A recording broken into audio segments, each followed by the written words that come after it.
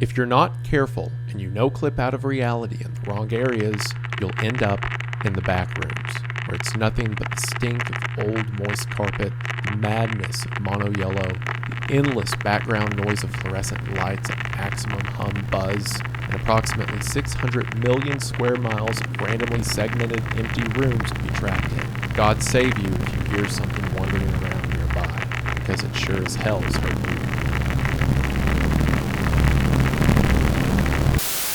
This post was made in reply to this image on 4chan's paranormal board on May 12th of 2019. This concept of no-clipping or falling out of reality into some in-between place stuck with a lot of people. What would you do if you fell into a seemingly infinite maze of yellow walls hidden in the border beyond reality? This idea was so interesting that several online creators began to take their stab at it. The concept of the backrooms has been adapted in a ton of places. From YouTube movies to video games to an entire wiki page that's elaborated on the lore and added levels and different creatures. A lot has been done with this concept, but there's one series that stands head and shoulders above the rest.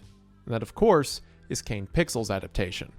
Kane Pixels, when he was only 15 years old, used 3D assets created in Blender and eventually live-action segments to tell a narrative within the setting of the backrooms. And while Kane began with this image and this post like everyone else before him, the series quickly became its own thing. Stories of scientific experiments, corporate conspiracy, complex ecosystems, and violent life within the halls of the backrooms itself, all within the setting of humanity's attempt to understand a cosmic nightmare. I covered Kane's series over 3 years ago now, and if you can't tell by the merch and stuff, I'm a pretty big fan. Not only that, but since that video came out, Kane and I have become friends, and it's been really cool to watch the series grow while he grows as a creator. So you can imagine how elated I was when it was announced that Kane Pixels would be making a movie within his Backrooms universe with A24. Kane, at 19 years old, is the youngest director in the studio's history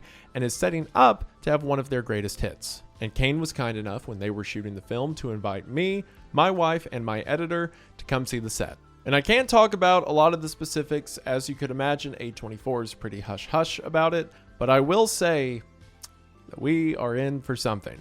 I'm so excited for this movie, and I'm sure you are too, but first things first, the YouTube series. Since my last video was over 3 years ago, there's a lot of uploads I haven't covered yet. So here's what we're going to do today. I'm going to give a brief recap of everything I covered in that first video in case you haven't seen it, but judging by the views on that video, a lot of you have, which thank you, that means a lot. Then we're going to talk about a timeline, my theories with the series itself, and then we're going to look at what we know about the movie and see how it ties in, as well as theorize about potential themes or plot lines for the film and the YouTube series moving forward. Then, probably a month after the film comes out, I'm going to make another video analyzing the film and how it ties into the web series. So you can think of this video as a way to get you up to speed and theorize about the series so far and where it's going. Something that I truly believe is one of the coolest and scariest things I've ever seen out of YouTube. So with that, hello everybody. Today we're going to be talking about Kane Pixels' Backrooms. I'm so excited to make this video, and I'm so excited to see how far Kane has come. In that last video, we were talking about how crazy it was that someone this young created a series this cool, and now we're talking about how crazy it is that a director this young is making a movie this cool. There's a lot to get into, as you can probably tell by the timestamp. In addition to a regular look at the plot-by-plot beats of the series, I want to talk about some of the themes and the hidden characters and Kane's other channel and stuff like that. This series is truly something special, and it's not every day that you get film quality content for free on YouTube. So, before you watch this video, if you haven't already, Kane's channel will be linked in the description.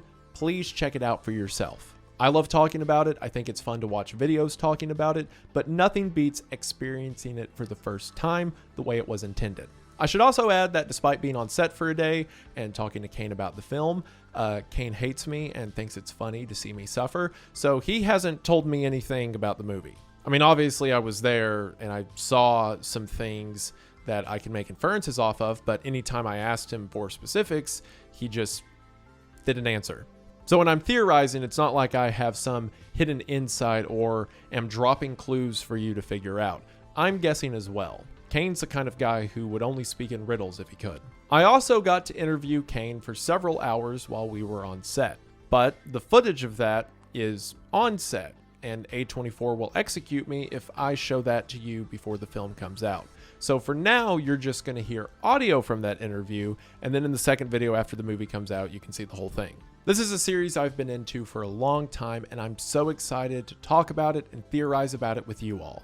So if that sounds interesting to you, then stick around after the ad as we talk about Kane Pixels' Backrooms, both the web series and now the movie. And something else that can be really scary is taking care of yourself. I mean, there seems to be so many different steps and products on the market, it's hard to know where to start. But now, you can start somewhere easy thanks to today's sponsor, AG1. AG1 is your daily dose of things like multivitamins, multiminerals, pre and probiotics, all in one easy drink. And by easy, I really do mean easy, because all you need is 8 to 12 ounces of water and a spoonful of AG1, and you're good to go. I'm sure spring cleaning our cabinets, a lot of us have realized that it'd be nice if all the different multivitamins and pills we have to keep track of could be in one easy place. But now, it can be. And AG1 isn't a headache. Instead, it's just a pleasant drink that you can enjoy alongside your morning coffee. And there's a lot AG1 can help with, like supporting your immune system and supporting your gut health to keep you regular, but the thing I noticed the most about it is how it helped my energy. Gone are the days of napping midway through the day and never finishing projects. Instead, I have the energy to get things done, and therefore,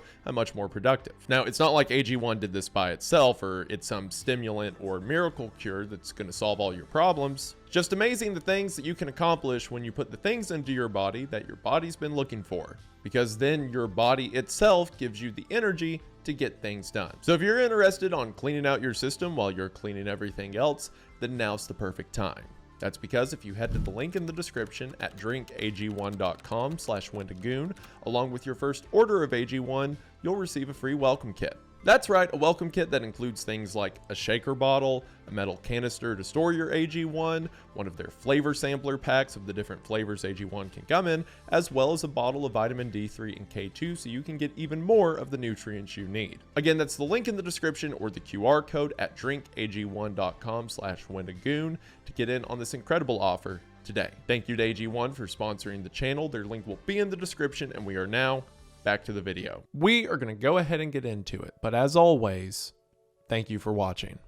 So to get caught up, let's look at an abbreviated summary of everything I covered in my first Backrooms video. The first video, found footage, features someone with a camera falling into the backrooms. According to the clipboard we see, this person's name is Kane. Not to be confused with Kane who made this series, although he might have died in the backrooms. How would we know? He stumbles into the yellow halls and fluorescent lights that will become familiar to us as the series goes on, eventually coming across remnants of people who have been there before him. Things like clothes piled in a large room, or menacing writing on a wall that shows closed eyes and a window, along with writing like "Don't move, stay still," and "God closed his eyes." It's here that the cameraman encounters some kind of life form. The life form chases the cameraman until he comes to a large drop-off, at which point the life form attacks our cameraman and he drops the camera, which then seemingly falls back into reality, landing, as the description said, in 1996. The clapperboard at the beginning said that this footage was recorded, or at least started its recording, in 1991, meaning either when the cameraman went into the backrooms or when the camera fell out, it jumped 5 years. Our next video, the third test, dated in 1988, shows a company who we'll come to know as Async attempting to activate a portal. This is the third test of their magnetic distortion device. Nonetheless, it is unsuccessful for now. While our next video, First Contact, shows the experiment's first success, as during their sixth test of this device on October 17th of 1989, the portal works, opening a consistent doorway into the backrooms, or as Async refers to it, the complex, meaning the organization's excursions into the backrooms can begin. However, this in combination with unlisted videos we can find on the channel show us that at the same time, earthquakes occurred around Southern California, a place that we will come to find Async is located. So while they managed to open a doorway, it came at great cost to the people around them. This is especially true in the next video, Missing Persons. In Missing Persons, we see several missing persons posters, as after the events of First Contact in late 1989 and 1990, people began to go missing. This is seemingly because when Async caused a rift between our reality and the complex seems to have become less stable and more people are beginning to fall in. just like Kane did in found footage. In February of 1990, some of the first Async agents who investigate the complex come across the body of an individual who seemingly fell into the backrooms. Oddly, his body seems partially consumed and surrounded by a strange growth or rot. There are some nuances in these uploads I've already covered that I'm not touching on right now, like, for example, at the end of Missing Persons, there's text on screen that says, "If anyone, blame him." And I talked about that a lot in my first Backrooms video, and we're going to incorporate it into the analysis later in this video. But just know that throughout these, there's sprinkling of information that implies some actor behind the scene or some greater plan at work. Our next video, informational video, dated to February 29th of 1990, which is odd because there was no February 29th of 1990. It wasn't a leap year, so it went from February 28th to March 1st, so don't know what that's about. But it begins with what seems to be one of Async's typical excursions into the complex. We can even see structures they've begun to build, like on the other side of the threshold in the complex itself, they've built an operating station, and they have lines ran through the complex to keep track of where they've been. Well, during informational video, our cameraman strays away from the group after he hears what seems to be a crowd of people speaking. Despite this noise, all he finds is a blank room, but when he turns back to the rest of his team, there's a flash, and they're gone. Not only are they gone, but the line they were following is completely gone as well. Our cameraman comes across some strange sightings, like these black pieces on the ground that could be burnt clothes or charred remains. He comes across weird wallpaper that seems stretched in some areas, a wheelbarrow, and what seems to be the flat image of the side of a house. He gets back to the operating station in the complex and finds it's manned by no one. And when he speaks, alarms begin to sound. We don't know what's going on here yet, but we will later. Our next video autopsy report occurs right after the events of the previous video, Missing Persons, and this is an autopsy of the body that was found in the complex. It's found that the body is consumed by Hay bacillus, an otherwise unremarkable bacteria in our world, but in the complex, it seems to have mutated, engulfing the body and preventing some parts from decaying, while other parts show advanced states of decay. The medical examiner doesn't seem to have an explanation for this, and then refers to someone listening as Ivan Beck, a name that will become more and more important as the series goes on. Our next video, Motion Detected, occurs on March 5th of 1990. Just on the other side of the threshold or portal that Async has created, researchers are setting up cameras to monitor the space. Alarmingly, while the room is unmanned, they pick up this image. An image of what appears to be either flailing black legs or tendrils of some kind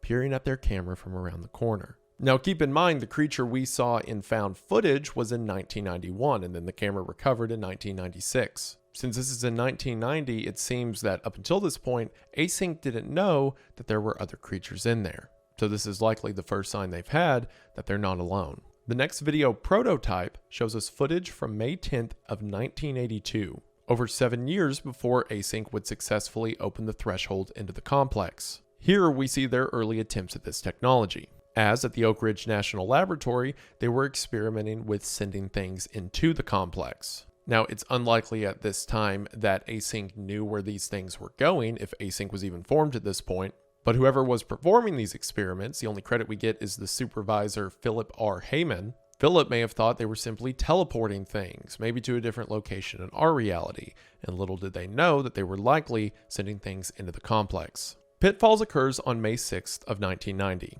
so a couple months ahead of the other excursions we've seen Async perform in the complex. It begins as a typical excursion until they come across a room covered in a series of deep pits. While walking across the pits, our cameraman trips into one of the holes. Simultaneous to this, another researcher continues across the structure, making it to a door on the far side. We don't see what's on the other side of the door, but whatever it is, they begin to yell for a camera, asking them to get the footage quickly, despite having one of their people fall into the hole moments before. Whatever's on the other side of this door must be important. Our cameraman, who we'll later learn is named Marvin, hears what sounds like someone calling out to him. He investigates and comes across a structure unlike any Async has seen.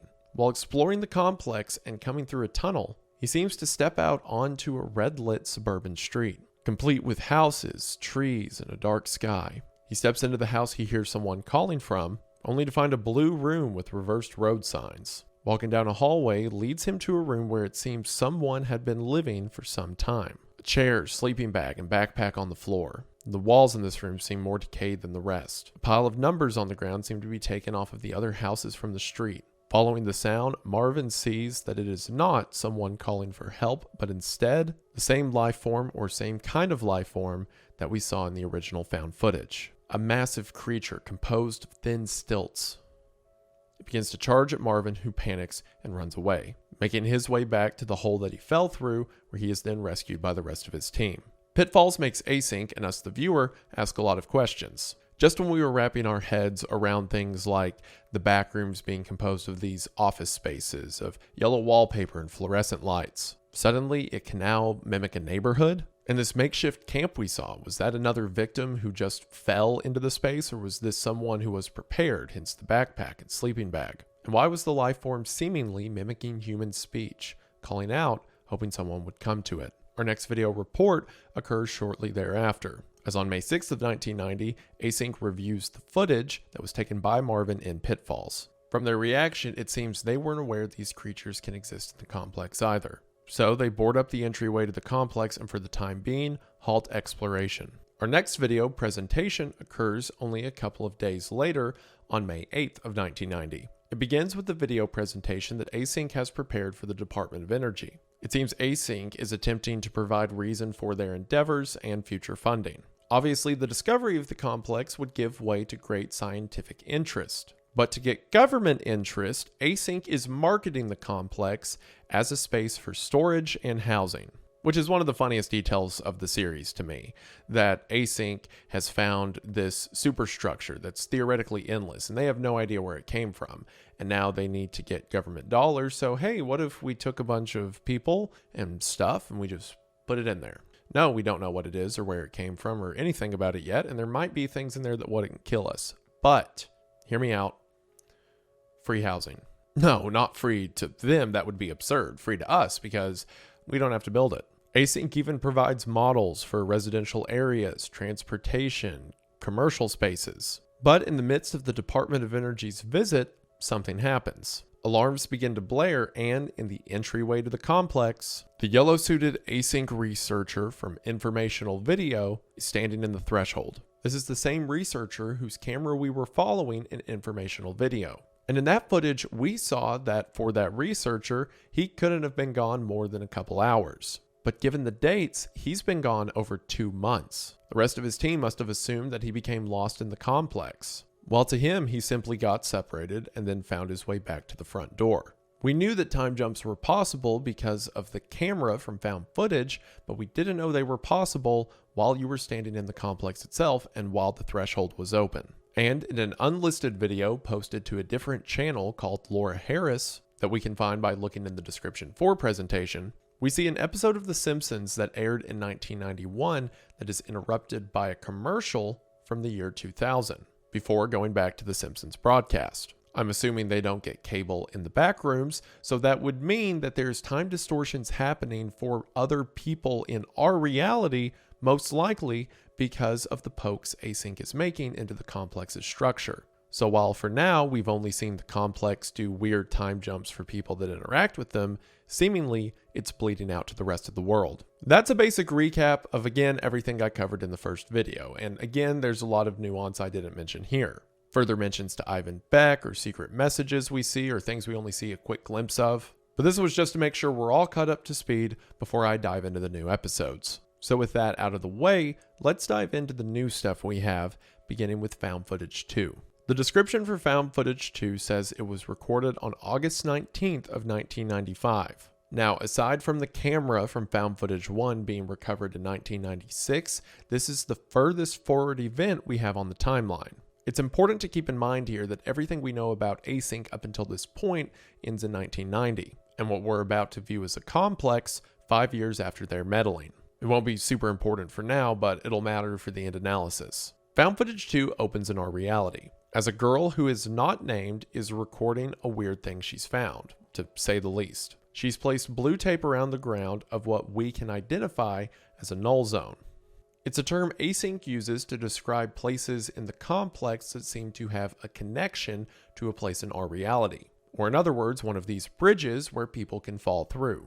Well, the girl from Found Footage 2 found one of these and has been experimenting with it. She has the area taped off on the floor in blue tape, and she records as she pours wood chips onto the floor that seemingly disappear. She does the same with a baseball before she takes a tape measure to try to see how far down this space goes. And I know it's just a small thing comparatively, but I don't want my analytical nature with this video to pull away from how breathtaking some of Kane's visuals are. I think one of the most striking things that sticks out to people when they first see Kane's work is the authenticity of it. I mean, he makes the majority of these scenes in Blender, but he does them with such dedication to the camera's movement and the space around them, and then hiding anything that needs to be hidden with the old school analog VHS filter, that regardless of how many times you see it, it's hard to believe it's not real. And here, where he has a real space with real actors, it's hard to believe some of the effects he manages to pull off. Like as the girl begins to push the ruler through the floor, and it just disappears. However, as she does this, the tape measure begins to vibrate, and she, as well as the camera, is pulled in. She drops to the floor of the Backrooms along with all of the other things that she has dropped in her experiments. She falls into the Backrooms completely unaware of where she has just placed herself, just like our cameraman from the first Found Footage. Confused and scared, as one would be, she begins to make her way through the complex. Something I don't think I emphasized enough in my first video, but seems to be more pressing now, is how some of the spaces that appear in the complex seem reminiscent. Like for example, one room the girl comes to seems similar to the rest of the Backrooms, but slightly different. The walls are basic beige. The rectangular lights of the rest of the complex have been swapped for circular ones. There's a power outlet on the wall, a corner that seems to be a kitchen countertop, and a hood for a stove that isn't there. She goes to the next room over and turns on a light to see what is reminiscent of a kitchen table, but the chairs and table itself are far too tall. The proportions don't make sense. The space itself is still very alien, but there's something familiar about it. Having a table with chairs next to the room where you would have a kitchen countertop and place a stove should go. But the similarities in there. Other than that, the room is bare. But given other structures we've seen in the complex, like road signs and trees and houses, there seems to be an order here that's reminiscent of something human. She continues and comes across a very large space, dominated by a large column and a couch. The floor in the middle of the room seems to be sunken, but other than that, again, the room is bare. Of course, she's shocked by these findings. Even if she thinks that the structure itself could be natural, this is far too large and too odd for anything that could be beneath the basement of her house. However, things change when she comes to the next room, populated by a door and a large hole in the floor. The hole in the floor looks like it was broken away, with steel supports jutting out on either side. She peers through the keyhole of the door and sees that the space changes. Turns into white walls and wooden floors leading up to a staircase with more doors adorning it. She continues in the other direction and comes across more of the same. Same walls with the same lights and hallways that seemingly lead to nothing, just more maze. She comes to one hallway that seems to ascend. However, it ascends in a way that doesn't make sense. It's almost like a position stairs should be in, but instead it's just a hallway pointed up. She presses through until she comes across a very large space. Something that would seem at home inside of a large hospital or shopping mall. But again, aside from the structure itself, everything is naked. Tiles from the ceiling have fallen to the floor. What lights there are illuminate a black rot or mold that seems to be growing around the brim of everything. Whatever space this was, it seems to be decaying. It's also worth pointing out that the rot or mold here seems very similar to the rot that was around the body in Missing Persons. Perhaps this mutated bacteria is finding a home on the walls throughout the complex. She comes to one room where it seems the space above her is lit in a green hue. Then she turns the corner to find something out of place. A car crashed into the wall. Now this is the first sign of life she's seen so far. And it not only seems strange that someone would have a car in the complex, but also just run it into the wall for no reason. Well, this leads back to another unlisted video on Kane's channel. In an unlisted video whose title seems to be a series of random numbers, which it's not random numbers, but I'll talk about what the numbers are later. Pretend they're random for now. We see footage from along a highway where it seems a car fell through a null zone. Now, this unlisted video was posted before Found Footage 2. At the time, we didn't know what that meant. But it seems here, we find what happened to that car. Someone was driving on the highway when suddenly their car fell and they were in the back rooms. Of course, the car was going 80 miles an hour, so there was no time for them to realize what was happening and stop before they steered straight into the wall. For one, this is a terrifying reality. You're on your way home from work one day, and then suddenly you're in the complex and you're now in an 80 mile an hour car crash. But it also changes our understanding of null zones, because up until this point, we've just assumed that null zones are spaces that could be used as gateways if one understands them. But if that were the case on a busy highway, then you would have hundreds of cars falling through every day. So there are some null zones that can appear just as quickly as they disappear. More speculation for later, but for now, the girl with the camera investigates the car. As she comes up to the car, it seems that the wreck is old. At one point after the crash, there was a fire. The ground around the car scorched, and the car itself long since destroyed. However, considering there's no one in the car and the handprints nearby, it seems whoever was in the wreck managed to crawl out. They found their way out of the car and entered a nearby room. Following their tracks, the girl steps in, and once again, we see a space that feels reminiscent. Soft lights and blue walls, wooden floors and a banister separating a slightly higher elevated ground from one beneath it with a door. It feels like this could be the inside of a house. And as a matter of fact, it is the inside of a house. Kane's house. During one of my live streams with Kane, he said that this is the floor plan of his childhood home. This is where I grew up. This is the house you grew up in? Yeah. Was that your bedroom over here, the infected one? Yeah, this is how it looked. Well, I mean, is this like in the blueprint? Is this actually the room you grew up in? This is me. That's you over in the corner? Yeah. Oh no, there's more. No, this is, yeah, this room. So that explains why the space makes sense. I mean, in the real world, it is a house that people lived in. So why is it here? I mean, if the complex is just randomly printing walls and spaces, why do so many of them make sense? Or alternatively, why do some of them try to make sense? She continues through, following the marks of the car crash victim, eventually leading her to a dark room within this makeshift house. She turns a light on her camera, which bathes the room in a green glow, and comes to a room that seems infested with rot.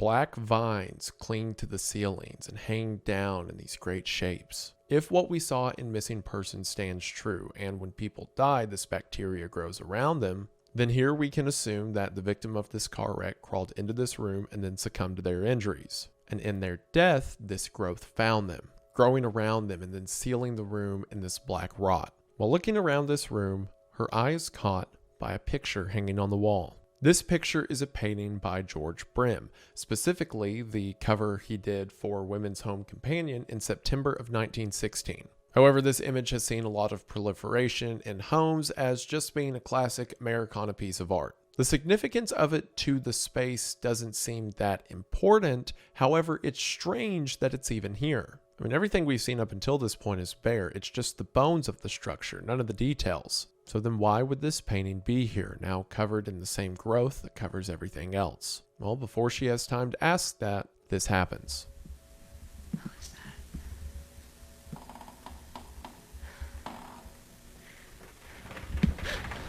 Whoa, what the fuck?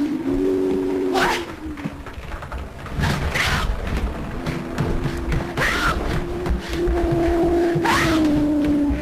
One of the life forms that chased the cameraman in the first found footage springs to life from the growth. It mimics a human scream as it follows her out of the house and into the rest of the complex. At one point, she peeks her camera around the corner to see it standing right there, charging at her. She runs, and as she does, the green flashing she saw hints of earlier grows larger. She runs and runs back the way she came, the thing screaming right on her tail. With no other option, she goes in the direction of what she hasn't explored yet, the hole in the floor. She drops through to a tiled room lit by a lamp on the floor. One of the walls is busted through, and she follows, stepping down into another tiled area. Again, this one being lit by a bright green. The thing still behind her, she keeps running. She comes to one space that again feels reminiscent of something human, an indoor pool. I mean, the tiles are there, the water's there, and the silver handles are there, but none of them are shaped right. The handlebars lead to nothing. The pool is segmented in these odd cuts. It's familiar with something humanity would know, but with none of the specifics. She finds a ladder, comes across more holes in the floor glowing green. She's eventually stopped by a large chasm. The type of structure she's in is separated from the rest of the complex by a gap. She jumps over it and keeps running, eventually coming to a dead end. She hears the thing stalking the halls behind her. All she can do is pray it doesn't decide to turn in here. But as she sobs and waits for this nightmare to be over, this happens. Please, Kevin, please.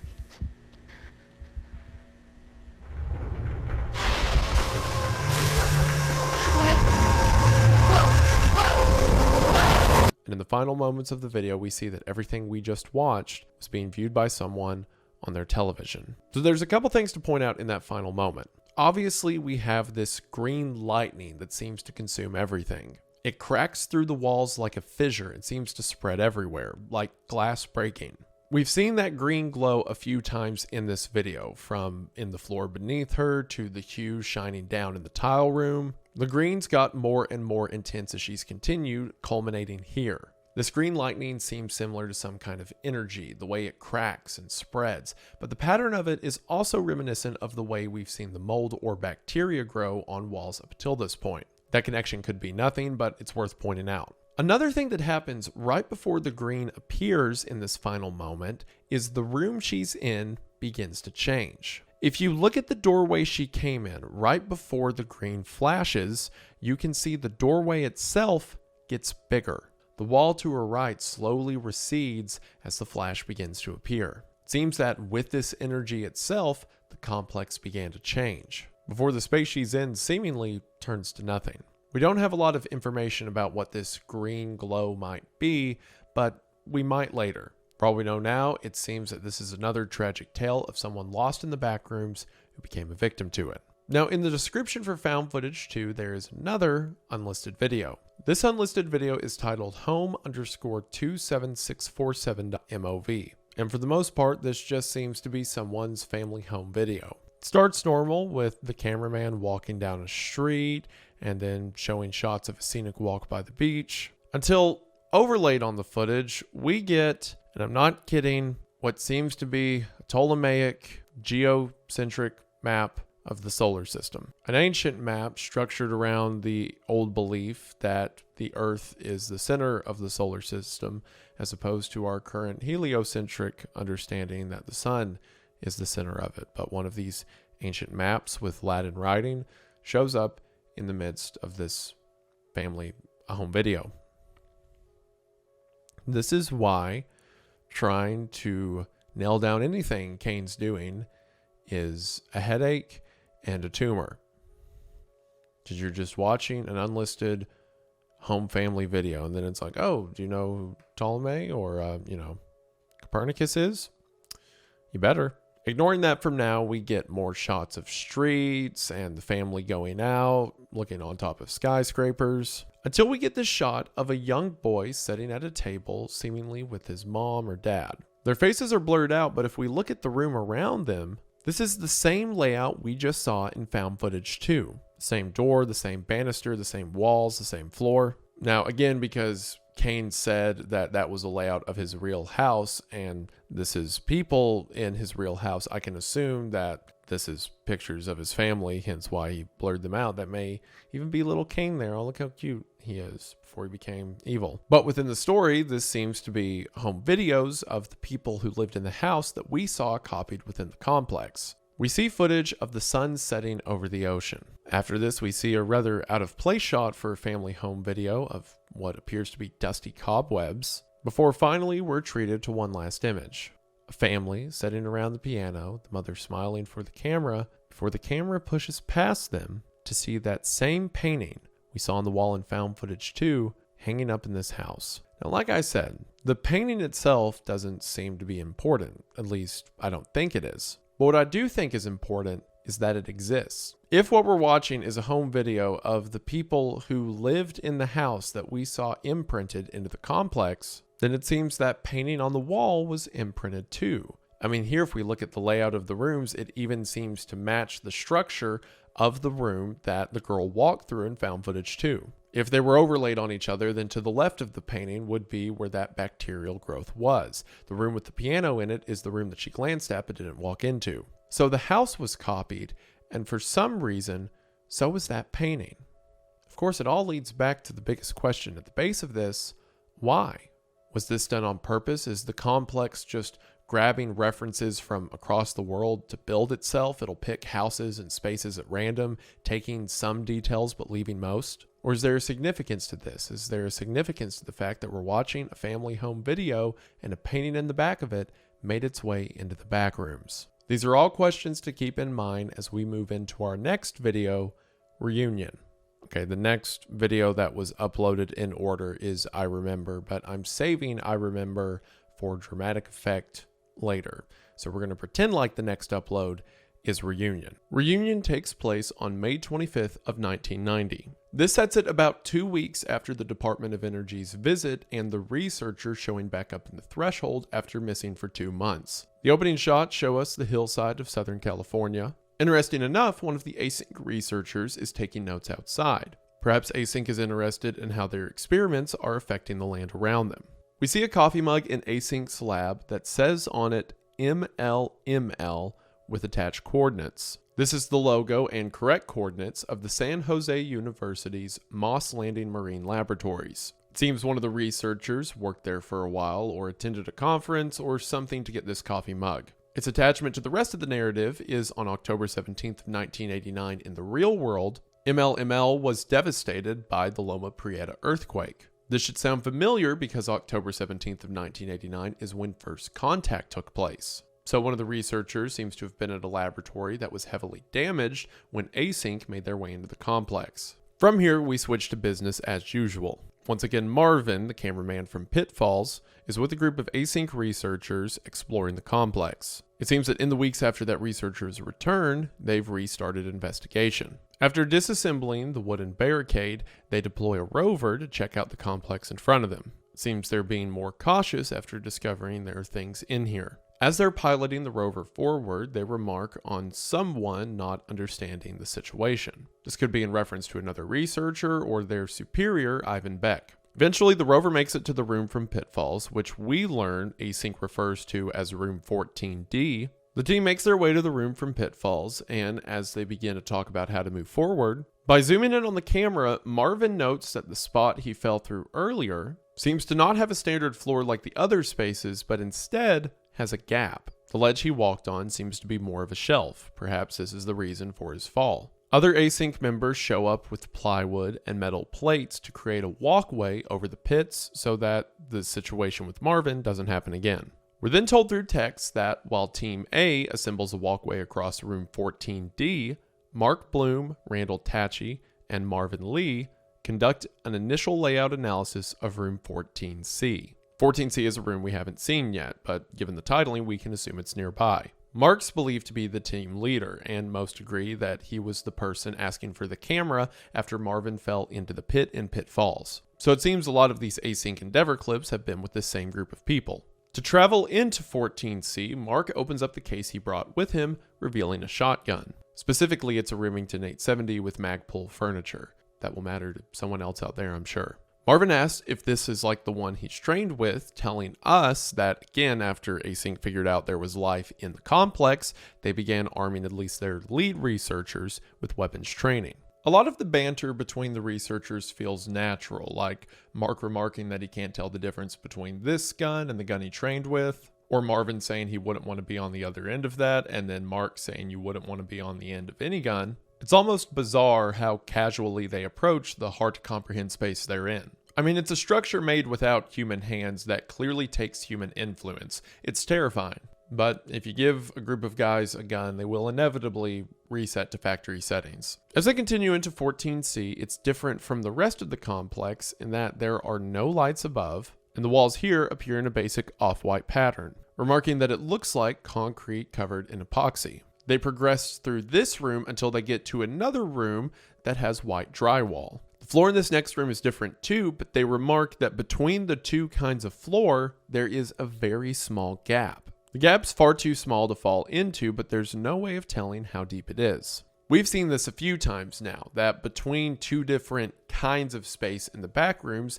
there's a gap, sometimes minuscule, sometimes huge. It's like one type of room is being replicated up until it meets another type, and although sometimes it gets close, they don't always mesh together. You can see the clear border between one space and another for whatever reason. Here they note that a lot of the ceiling tiles seem to have been displaced. It doesn't seem natural and instead seems like something has moved them on purpose. While walking through this area, Randall finds something strange. Someone has drawn a map of the space they're in. They've spent some time navigating this dark area to put together an atlas of where they are and where they've been. Mark tries to call this in to the rest of the team. The signal can't reach them, so they begin to backtrack so that they can call this in. And as they're walking back, this happens.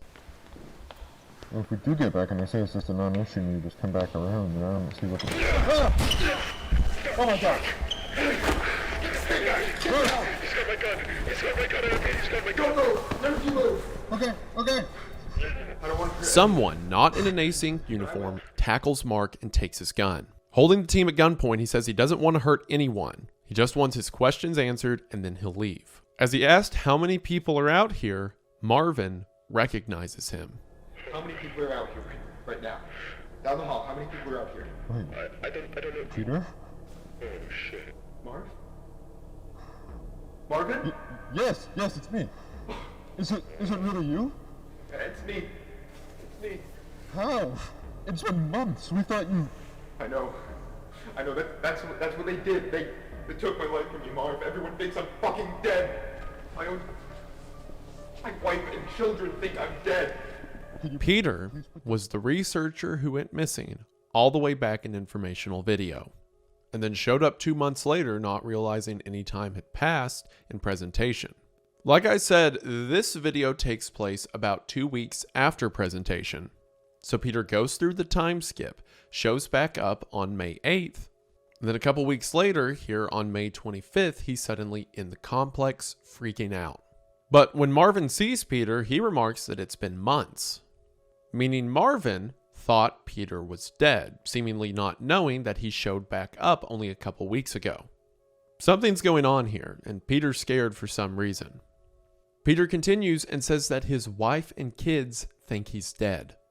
Async has done something to make it seem that Peter has died, and it seems this trick even worked on the rest of their researchers.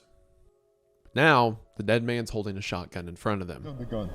Marvin, just tell me.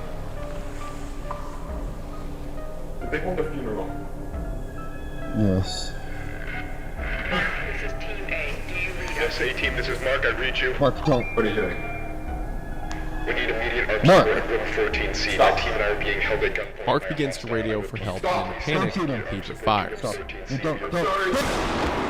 A subtle detail that I really like is the complex is these interior walls that repeat and repeat seemingly without end. So when Peter fires the shotgun, there's no reprieve for it. The sound echoes over and over and over and over. Marvin runs to help Mark, who's been shot in his side. He's breathing but seems near death. And with that, our video ends. So Peter, the missing researcher from informational video, is now back from the dead and mad about what Async has done to him. He talks and fights like a caged animal, afraid he'll never be let out. But now he has a gun and he's on the run. We get some hints as to what Async has done to him through an unlisted video in the description titled Recording 14. Recording 14 is dated to May 8th, 1990, the day that Peter showed back up in the threshold. This video is of a phone call made from Async in San Jose, California to a venue where Ivan Beck is staying. Again, this is in the aftermath of Peter's discovery, so whoever was at Async panicked and called Ivan. The caller identifying themselves as Clyde. Kane has confirmed that Clyde is the long-haired researcher we've seen a couple of times now. In report, he was the scientist who watched Marvin's initial footage from Pitfalls and became terrified by the life form in the complex. And at the beginning of Reunion, he was the researcher we saw outside taking notes. Which also, fun fact, Clyde is played by Kane's real father. I don't think this voice acting is Kane's dad, but according to Kane, the live action actor is his dad. So Clyde was the researcher who saw Peter that day in the complex and then called Ivan. As Clyde explains the situation to Ivan, we don't hear Ivan's side of it, but he seems relatively disinterested, instead acting about how the DOE's visit went, if all the contracts are in order. That is until Clyde mentions that the researcher they found in the threshold said his name was Peter Tinch. We don't hear Ivan's side of the conversation, but he seems alarmed. He begins asking who else is there, has anyone else heard of this? Before Clyde remarks that as far as he knows, he's the only one aware of this incident. Before Ivan asks something and Clyde says, "This isn't him, is it?" So it seems that after Peter went missing, the narrative everyone else was told is that Peter died. And we know this from the visual we see in this episode. It's a reversed image of a newspaper, but if we flip the image, the headline says, "Fiery wreck beside vineyard leaves one dead." See, the world doesn't know about Async or the complex yet. They have plans to introduce it to the world, but for now, it's beyond top secret. There's only a few people and even the government, like the DOE, who know of its existence. So if a researcher dies or disappears in the complex, they can't say that's what happened. There has to be a cover story. So after Peter went missing, they fabricated a story that Peter died in a car wreck. This is enough of an explanation to have a fake body or an empty casket at a closed casket funeral. So as you could imagine, when Peter shows back up, that complicates things. See, Async can't just say that Peter went missing, because then that raises a lot of questions, like, how did he go missing? Didn't he work at a laboratory? But had they done that, it would have been more explainable when Peter showed back up. But now they've already put together this whole conspiracy. There's a fake grave and a fake body. So now, explaining how he turned back up is a lot more difficult. And it seems that this facade that Peter's dead worked on most of the members of Async, as Mark and Marvin are surprised to find Peter alive in room 14C. And it's likely that only top figures at Async, like Clyde and Ivan, knew that he was still alive. But now, Peter has a gun, and he's scared. I also want to mention this detail because it's really weird. So remember how there was that ML coffee mug with the coordinates at the beginning of Reunion? Well, that logo with the coordinates is the ML logo, or at least it was at some point. Well, when you type in those coordinates to Google Earth, it doesn't take you directly to ML's current location. Instead, it takes you to a vineyard just south of San Jose. Looking up ML's actual logo, those seem to be the coordinates they used, and the two locations are certainly near each other just south of San Jose. But it seems pretty coincidental that the newspaper says there was a wreck at a vineyard, and when you type in the coordinates from the coffee mug, it takes you to a vineyard. I don't know if that has stunning lore implications or not. Maybe Kane just typed in the coordinates and found a vineyard nearby and decided to place his wreck there. Perhaps it's implying that the researcher who worked there knew it would be an appropriate location to fake a death. Just too weird of a coincidence to not point out. Before we continue with Peter's story, we take a brief aside to an episode called Overflow. Overflow doesn't give us a date in the description, but we'll soon find out that this is the earliest event on our timeline. It opens with shots of a night sky and a quiet park. A voice on a radio indicates that this is during the height of the Cold War, and an ad shows us that cassette tapes were all the rage. In some laboratory, an experiment begins to go awry. A light indicator for overload begins to flash. On a wall, we see a piece of paper describing the specifics of an experiment, going over approved changes in the experiment itself. The experiment was signed off by an advisor named Ivan Beck on August the 2nd of 1972. And as we see this piece of paper, a green glow begins to illuminate the room. The light becomes blinding until we are then shown the night sky from the beginning, but this time it's changing. The structure of the sky itself folding in on itself and spiraling about. Whatever these experiments are, it's changed the world around it. So like I said, this is the earliest event we have on the timeline. All the way back in 1972, Ivan Beck was taking part in these experiments. And we see that signature green glow that we've seen a couple times up until now, especially as seen in found footage too. The green certainly indicates something. It indicates some change. And it seems that whatever happened in 1972 has led to all of the events that we're seeing now. Whatever this was, it changed the sky and the world around it forever. But whatever all of this is, Ivan Beck was there from the start.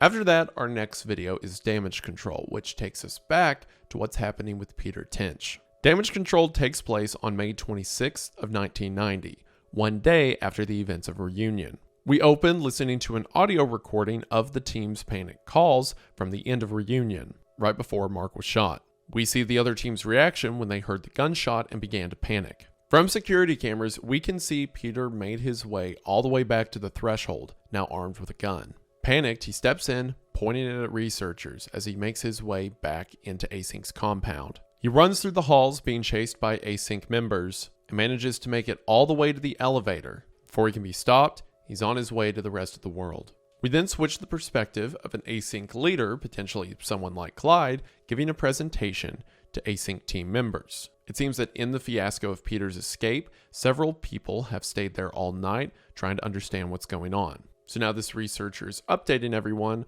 on what just happened. So now, speaking on the behalf of Async, he claims that the company will be honest and tell everyone what's occurred. The researcher says that on the morning of March the 1st, 4 researchers were sent into the complex for a layout analysis. We know this to be the events of informational video when Peter went missing. It's also worth noting that in the description for that video, as I mentioned earlier, it said that it occurred on February 29th, a date that doesn't exist. And here, this lead researcher is saying that it was March the 1st. So why the discrepancy? I don't know why there's a discrepancy. I'm asking you.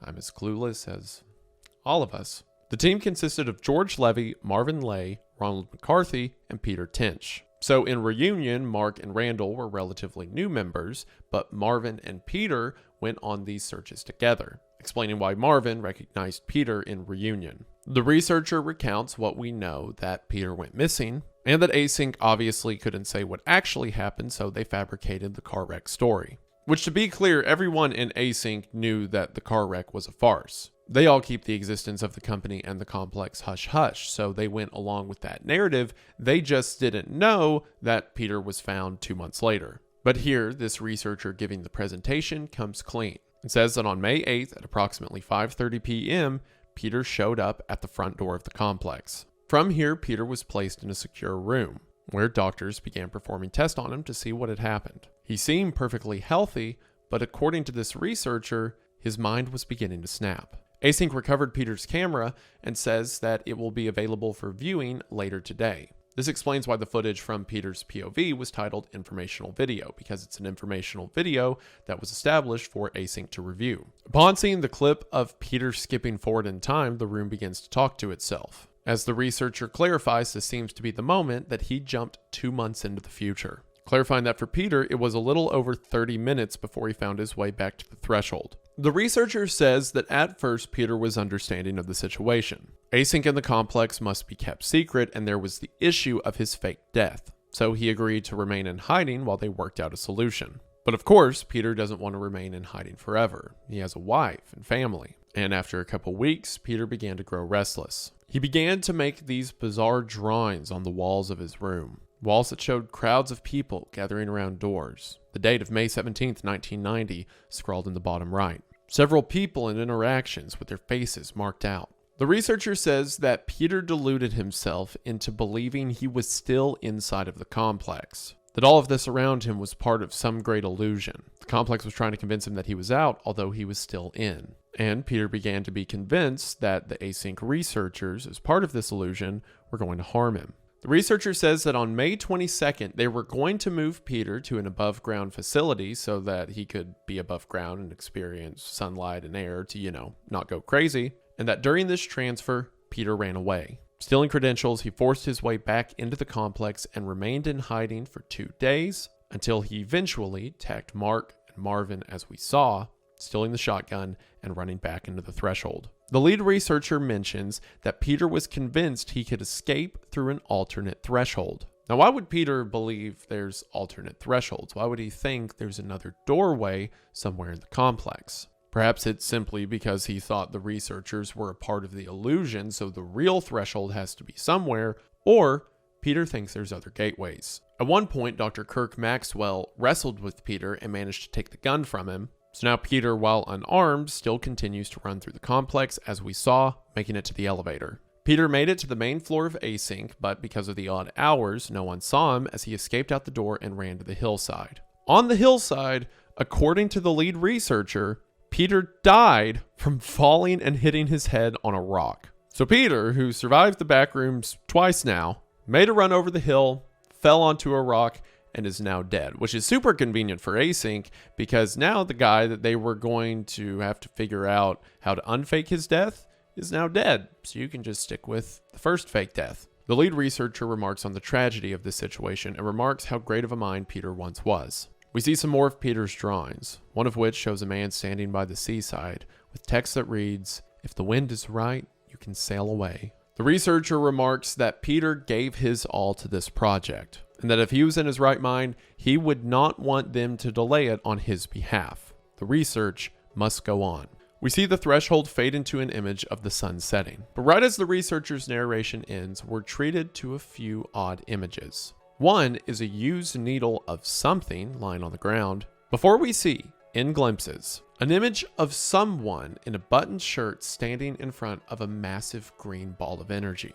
This is surely someone interacting with the complex, or at least the energy that flows out of it. We see an image of 3 people gathered around a table, their faces in grief, perhaps at hearing of the situation, a desk covered in TV monitors and papers and artifacts, the same image of the man in front of the green energy, now shaded purple, and then a shot from a security camera on an empty street that zooms in on a man standing alone. Now, the guy standing in front of energy and the desk I'll talk about later, but I believe this person we see on the security camera at the end is likely Peter. Our final shot of the episode is an empty house with music playing as a phone hanging on the wall begins to ring. The camera pushes in on the phone when the video ends. So now Async has supposedly told their team members the full story, although I don't believe them. Yes, they were truthful about Peter time skipping into the future and then running back into the facility with a gun, but all that stuff about him going mad, I don't think so. They say that Peter was going mad and thought he was still in the complex, so the researchers were going to hurt him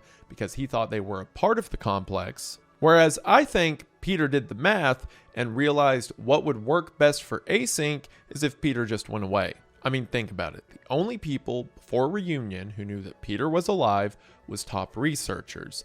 And if Peter disappears now, well, that's easy. They can keep the fake cover story to the public, and everyone at Async just thinks that he disappeared into the Backrooms. I do not think that Async leadership just has a kind heart and wanted to place him in an above-ground facility so that he could be happier and see the sunshine.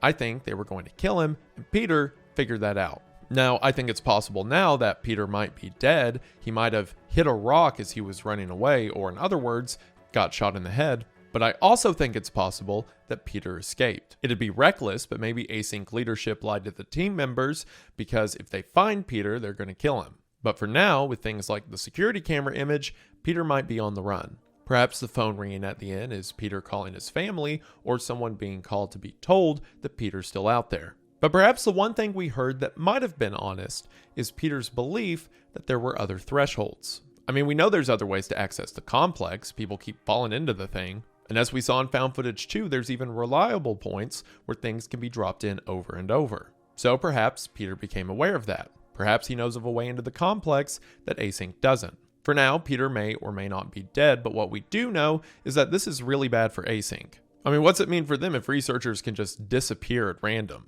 Would you feel confident if you were exploring the Backrooms and knew that if anything went wrong, Async wouldn't have your back? If anything, they'd work to make you go away. That's especially bad for Async leadership if some guy whose death they faked, who now has a grudge against them, is out there in the world somewhere. I like to think Peter's alive. I think a lot of cool stuff can be done with the narrative if Peter's alive, but we don't know yet. Our next Backrooms video was uploaded nearly 2 years later. Damage Control was uploaded in January of 2023, and the next episode, Found Footage number 3, was uploaded September of 2024. This is for a couple reasons. After Damage Control, Kane began working more on the Backrooms film. And also between Damage Control and Found Footage 3, the entirety of his new series, The Oldest View, took place, which I have an entire video dedicated to The Oldest View if you want to check that out. If Kane makes something, I'm probably going to talk about it at some point.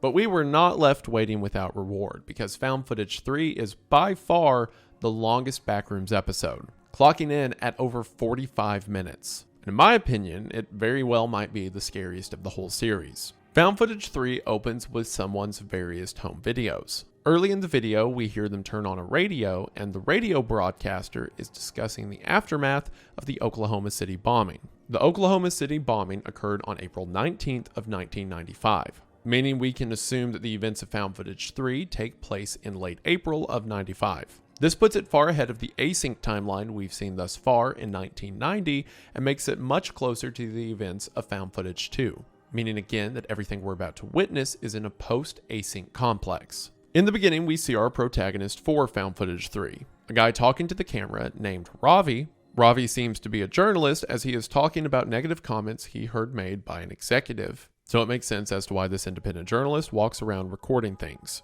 We then hear a phone call he makes while in his apartment, as it seems he heard someone downstairs. He calls the landlord to confirm that no one's coming by to perform maintenance, so after hearing a suspicious noise, he goes downstairs to investigate. He finds that his glass door has been shattered. He believes that someone has broken in. Now, an important thing to note here is that the broken glass is on the outside, not the inside. Meaning, while it's reasonable Ravi would think someone broke into his house, it seems that instead, something is broken out. Ravi makes his way over to his closet, moving around a drum set he has set up in the middle of the room, and peeks into the closet. As he does, there's a weird distortion heard. Someone there?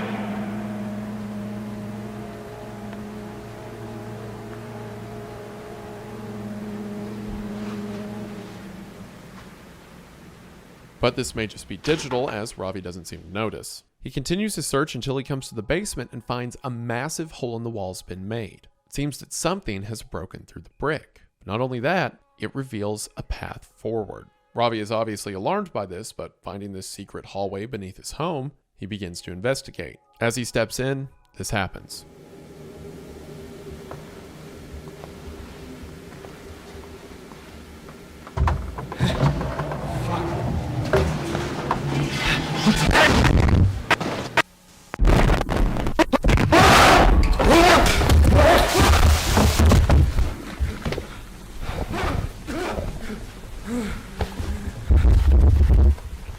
It seems he was dropped through a tunnel that led to a cabinet.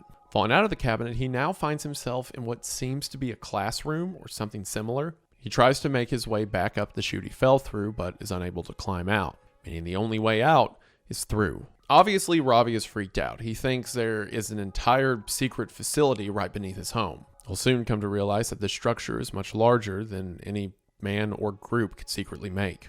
Once again, it's important to note what the structure here looks like. A lot of us can see a brief flash of this place and think it familiar to classrooms or office spaces that we've been in before, but there's just enough about them that doesn't fit right. Aside from any attention to detail on the walls, other than things like a sign that points to stairs or a speaker, things aren't where they're supposed to be. A stool sits on a low desk. A chair has a back that is way taller than any of the other variations. Again, these are all pieces of things we're familiar with, but not fit together correctly. He comes to one room that has a long conference table that cuts off a door, which on the other side of the window is simply a brick wall. Again, all the pieces are there, but they're fit in ways we would never put them together. Ravi continues until he gets to a door where he can hear strange music coming from the other side.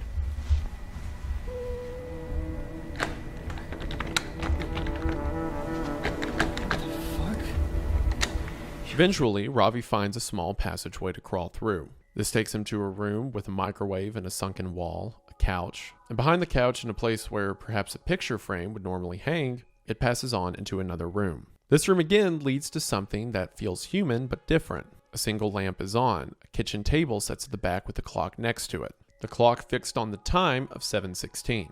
He continues to a bright room that has 6 chairs facing each other, and he looks up to see a false sky. It's the visage of a room with a skylight, but the sky's manufactured. The brightness to the room applied as if the sun were there, but all that's above him is a still image. The geometry continues to not make sense. He gets up to a ledge and sees 2 recliners facing a wall, and eventually finds a passageway behind a large dresser. Moving forward, he comes to a room that seems reminiscent of perhaps a house or a school. On the ground is a large playmat, the playmat being a carpet that shows several streets. If you grew up like me and you were into things like Thomas the Train and Matchbox cars, then a carpet like this is probably familiar, as a lot of little boys had them. It was a mobile playmat that you could drive your cars on and race on the streets against each other. But then here, it's just copied one for one in the complex. Other than that, the room has no details other than the red and beige walls. Weirdly enough, it's almost like how a kid would remember a school or a friend's house. When the kid came over, he didn't care about the windows or the pictures on the walls. All he remembered was perhaps the color of the room itself and the playmat that he would play with his cars on. Similar to the painting on the wall in found footage 2, it's certainly pieces of humanity, but it only grabs a few specific pieces for some reason. There's a cut and we find Ravi in another room full of sofas, to which Ravi says, "Furniture store now." keep that in mind for later. Ravi pushes into another room where the walls are much darker. There's odd details like a traffic cone in the corner, and then in front of a door, a large pile of chairs. It seems that someone barricaded themselves here for some reason. As he keeps moving, strange music begins to play again.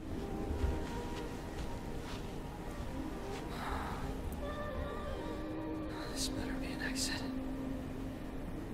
He keeps moving and then finds himself in a room that is very interesting. This room has very harsh corners and hallways, but compared to the rooms we've seen previous, the detail here is far more abstract. For one, we see a speaker on the wall that seems to be where the music is emanating from, but around this, the room seems further deteriorated. Beneath the speaker, we can see a black growth on the wall. Perhaps this is more of the mold or bacteria mentioned earlier. The carpet and wallpaper is chipping in several places. On the ground, there is an array of books and pieces of paper that seem arranged around a specific point. This is kind of reminiscent of like in Found Footage 2, where that girl was doing experiments with the null zone in her room and began dropping things through to see what would happen. Here, this almost seems like the setup around a null zone, but it's in the complex, so maybe it was someone who thought this would be a gateway back out. We can see that the room around this has been ransacked. Drawers and cabinets pulled open. This would also explain why the chairs existed against the door in the room before this, as whoever was here didn't want anything getting in. But then that begs the question, then why did they not cover up the door right next to where Ravi was? I mean, Ravi just stepped through that door. If they're going to blockade one, you'd think they'd blockade the other. As Ravi looks around, something scares him.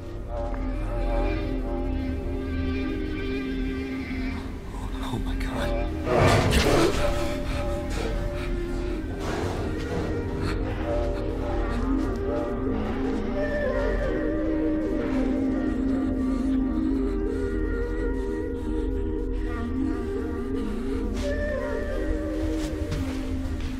Now, we don't get a great look at what Ravi saw in the corner that made him exclaim. The corner's too dark to make anything out, but I think this is probably a dead body. Similar to how in Found Footage 2, that girl found where the body of the car crash victim crawled into the room and then died, and then that growth was all over it. I think here the darkness we see in the room is because there's a body in here. Someone probably fell into the backrooms and then survived for some time, putting chairs against the door and then arranging the books in the room for some reason, perhaps to try to find their way back out, before they either starved or were injured and died in that corner. And similar to the last place we found a body, something else is in here with him. As Ravi begins to run away, he remarks that he's leaving, and as he looks back, whatever was in there turns off the lights. Ravi continues to make a run for it, running to the makeshift furniture store and shutting the door behind him. And as he begins to leave, this happens.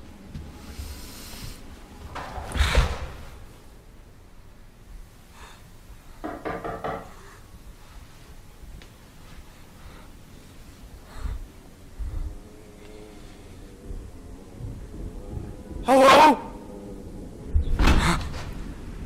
Hey!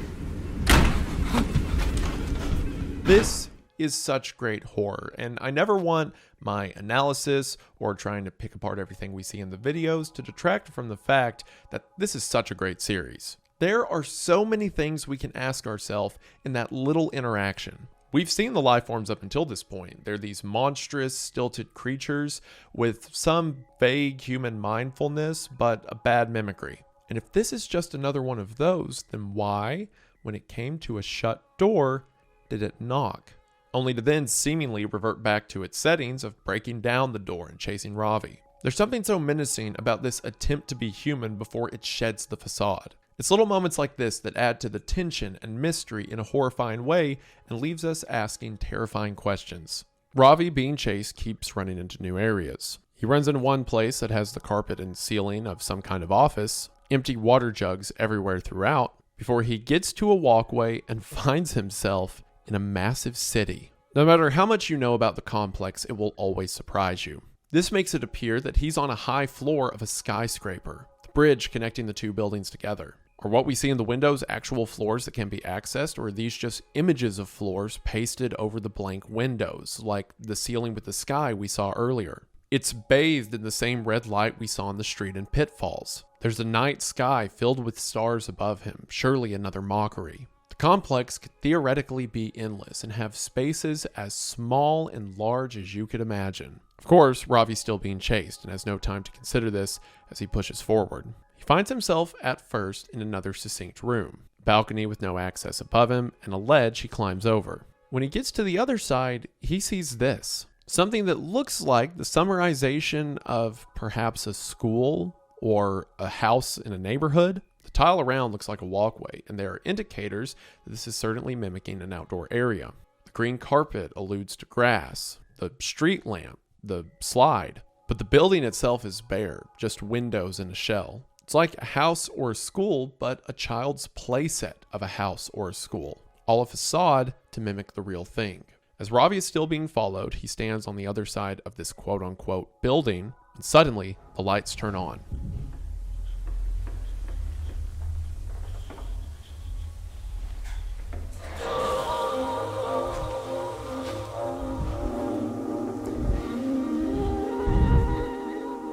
Nowhere left to hide in the darkness, Ravi continues to run, making his way up a staircase and finding a structure more similar to the rest of the complex. Fluorescent lights and yellow wallpaper. There's a black stain on the floor and some growth on the walls. Again, it seems in the years after Async's influence, the complex has continued to deteriorate. Ravi continues until he gets to a room that has the layout of an apartment. Power outlets on the wall, spaces for windows, a radiator, a kitchen. But of course, the structure is wrong. Where the windows are supposed to be, there's instead just a brick wall. Where the ceiling should be, there's nothing. The brick wall just continues to a large light. Ravi climbs up on a ladder to see this. What appears to be a Tibetan Buddhist statue facing away from him. Its placement here is obviously odd and haunting. But for some reason, its inclusion as facing away from Ravi, away from us, feels even more menacing. Keep its presence in mind for now. The camera cuts and Ravi continues through more tight corridors, eventually finding himself in what appears to be reminiscent of a dance studio, categorized by the large white room with the mirrored wall. And speakers adorned in this studio play an odd track.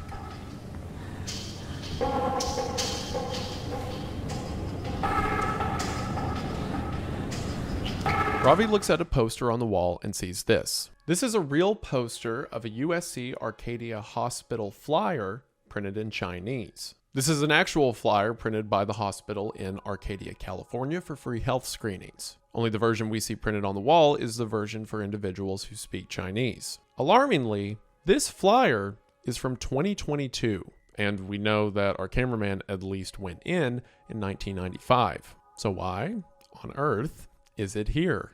Well, it seems that the Backrooms is no respecter of times, right? So this whole place is just a jumbling of different areas and different periods of time in one place.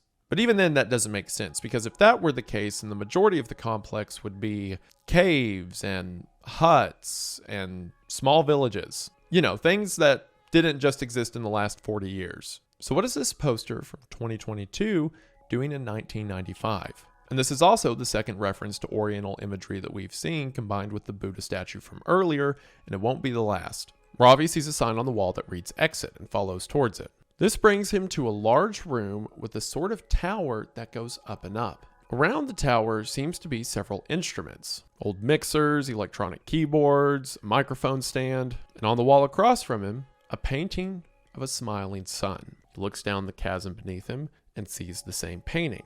He then looks up at the tower itself and sees the painting repeated over and over and over as this tower climbs. This sun, or this style of sun, is often referred to as splendor. With Kane, this splendor thing is a huge rabbit hole in itself, and the sun has appeared in a lot of symbolism up until this point, and specifically the image of splendor will continue to appear as we move forward. It is a can of worms that I do not want to open right now, so we'll do that later. Ravi finds what seems to be a radio system and thinks he can use it to call for help. After recording a distress signal, it seems that the signal begins to transmit. So as it does, Ravi continues to look for a way out. He continues back through the dance hall from before, coming now to a room with green carpet, where he comes across a drum set, as well as things like a plant and an RC car. This room branching off to several others. Now, if you'll remember, back in Ravi's apartment, we saw that he had a drum set. What are the chances of someone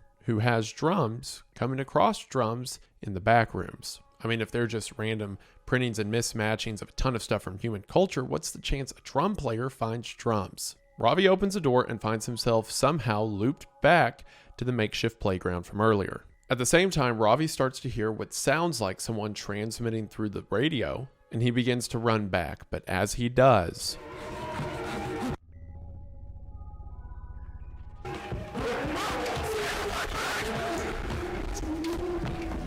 this creature is unlike any we've seen before. Seemingly, this was the thing that was following Ravi all the way back in the room where I thought there was a dead body.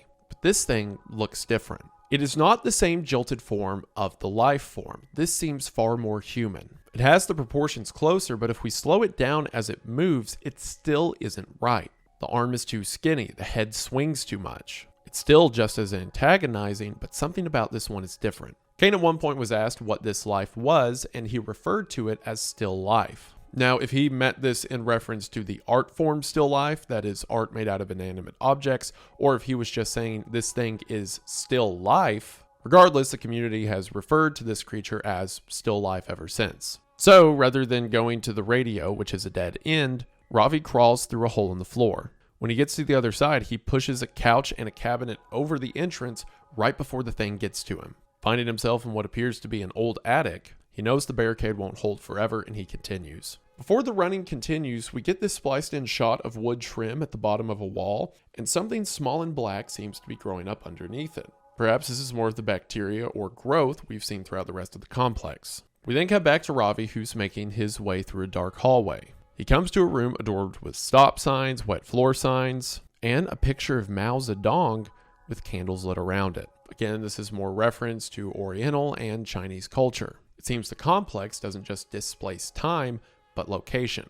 Ravi continues through these concrete hallways, the setting very industrial, before he opens what looks like closet doors to find himself back in an office setting. He moves through here until he comes across these large windows that would seem at home along the edge of a skyscraper. He walks up to them and sees that the outdoors are once again bathed in a red light. City buildings, or the illusion of buildings, adorned around him. This place seems impossibly big, and the idea of getting out seems further and further away. Across the street from him, in the midst of trees, is a giant road sign, tilted on its side and now pointing straight up. Ravi continues through the complex and finds himself on another walkway connecting the two buildings. He continues forward until he finds himself back in the yellow wallpaper we're familiar with.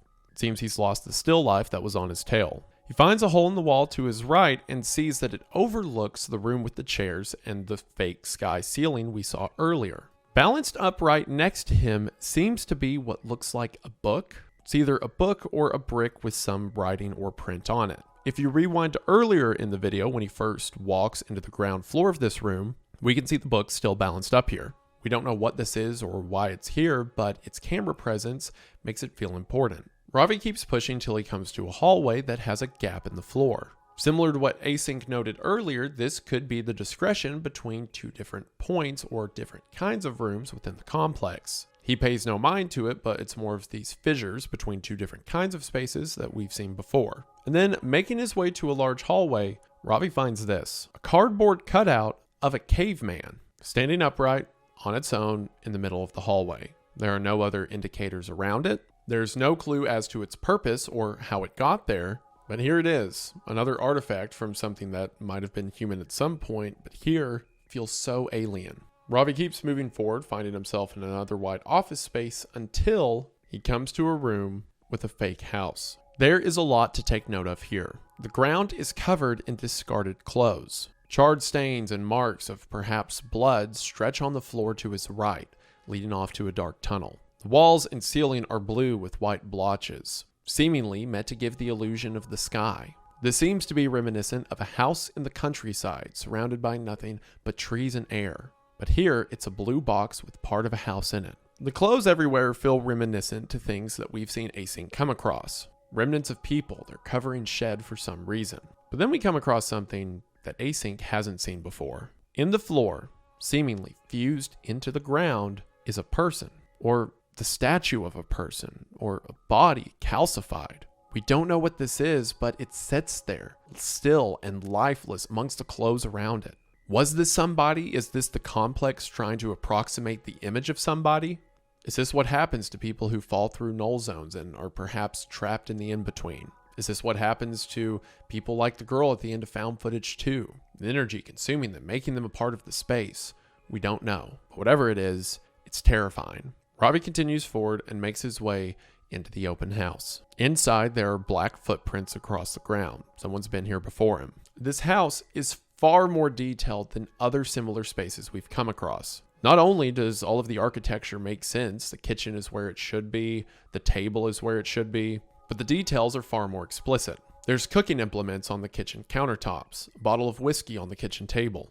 The lights, couches, everything seems in place, but something seems wrong. The footsteps lead to a chair that's tipped over. Just beyond it, there's a shoe surrounded by black marks that seems half stuck in the floor. While standing here, Ravi begins to hear footsteps around him. He looks towards the front door and again sees more detail. A lamp, a bookshelf, a fake bass on the wall, paintings. Ravi goes to open the front door to see that it's a dead end. There's pieces of what should be a porch, but they're surrounded in brick walls and concrete. But it sounds like someone is speaking to him right there. So, in desperation, Ravi calls out for help.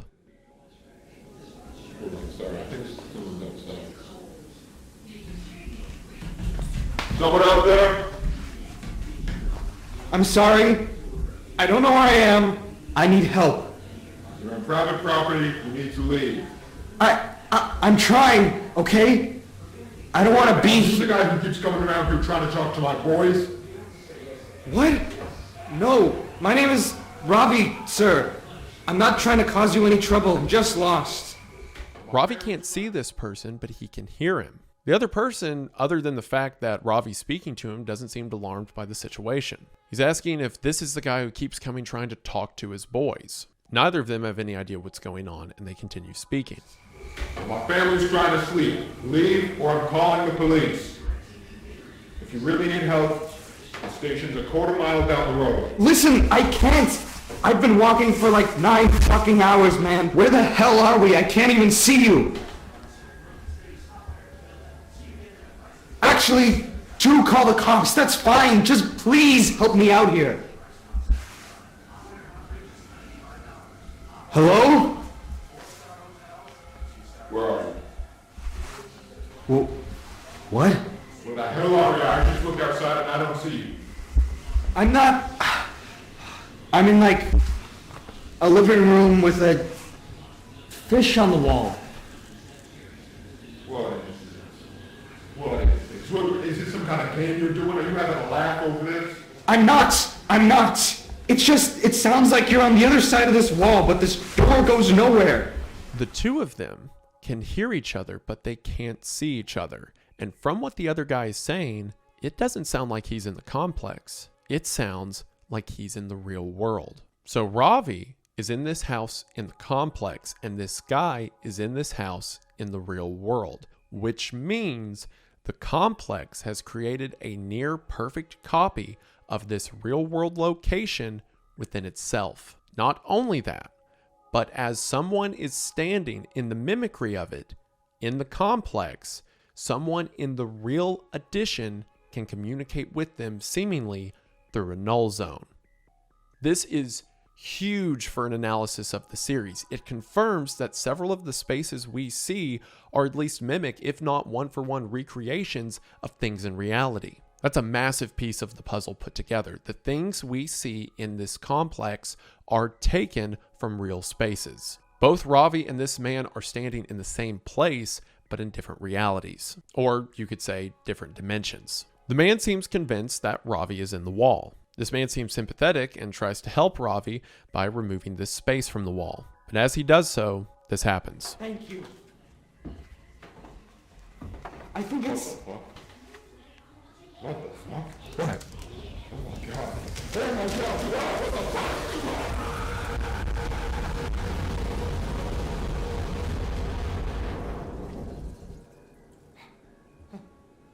Hello? Hey, what happened? Hello? Sure enough, it seems there was a null zone here, and when the man went to help Ravi, he was dragged in, similar to the girl we saw in found footage 2. But he doesn't show up with Ravi here. Even though the null zone's right here, it doesn't create a reliable spot from this space to the other across both dimensions. Or if it does, perhaps it puts them at different times in the same space. I think this might be the case for one reason. In the background of where the man is speaking from, we can hear a commercial playing. It seems the man had his TV on, and the sound is transmitting through here. Kane doesn't put things in by accident, and the commercial we hear playing is from a freecreditreport.com commercial that aired from 2007 to 2009. So perhaps then Ravi is in the copy of this house from 1995, but when the man touched the null zone, he showed up, perhaps in the exact same place, nearly 15 years later.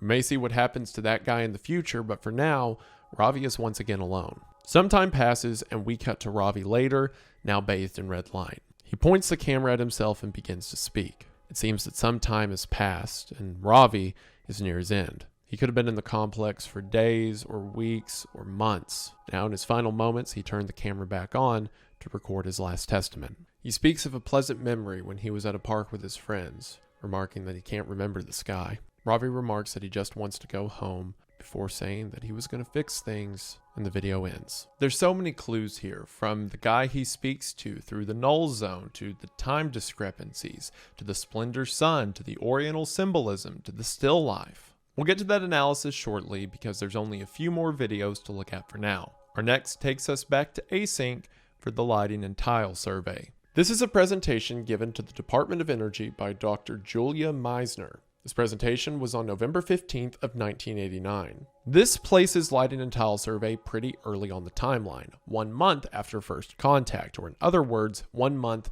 after Async had stable access to the complex. This is when Async was just doing their research on the initial area past the threshold, and this video is simply their study of the architecture of the complex itself. To do research, they pull down one of the tiles and one of the lights from the ceiling. Looking up through the drop ceiling, they see something that looks completely standard. A subfloor above them, the lights connected to some central structure, HVAC ran above the drop ceiling. Everything looks perfectly normal, which makes it all the more odd. If the complex was just copying things we remember, then you wouldn't think it would copy all the infrastructure. Like, for example, you probably remember what the inside of your school looks like, but you don't remember what the plumbing, what the subfloor, what the insulation and heating systems looked like internally to the wall. So it's not like this place is just copying memories, it copies them well, at least in defined areas like the regular yellow wallpaper of the complex. And most of this video is dedicated to the analytics of it. In the presentation, Dr. Julia remarks that these lights are connected to something.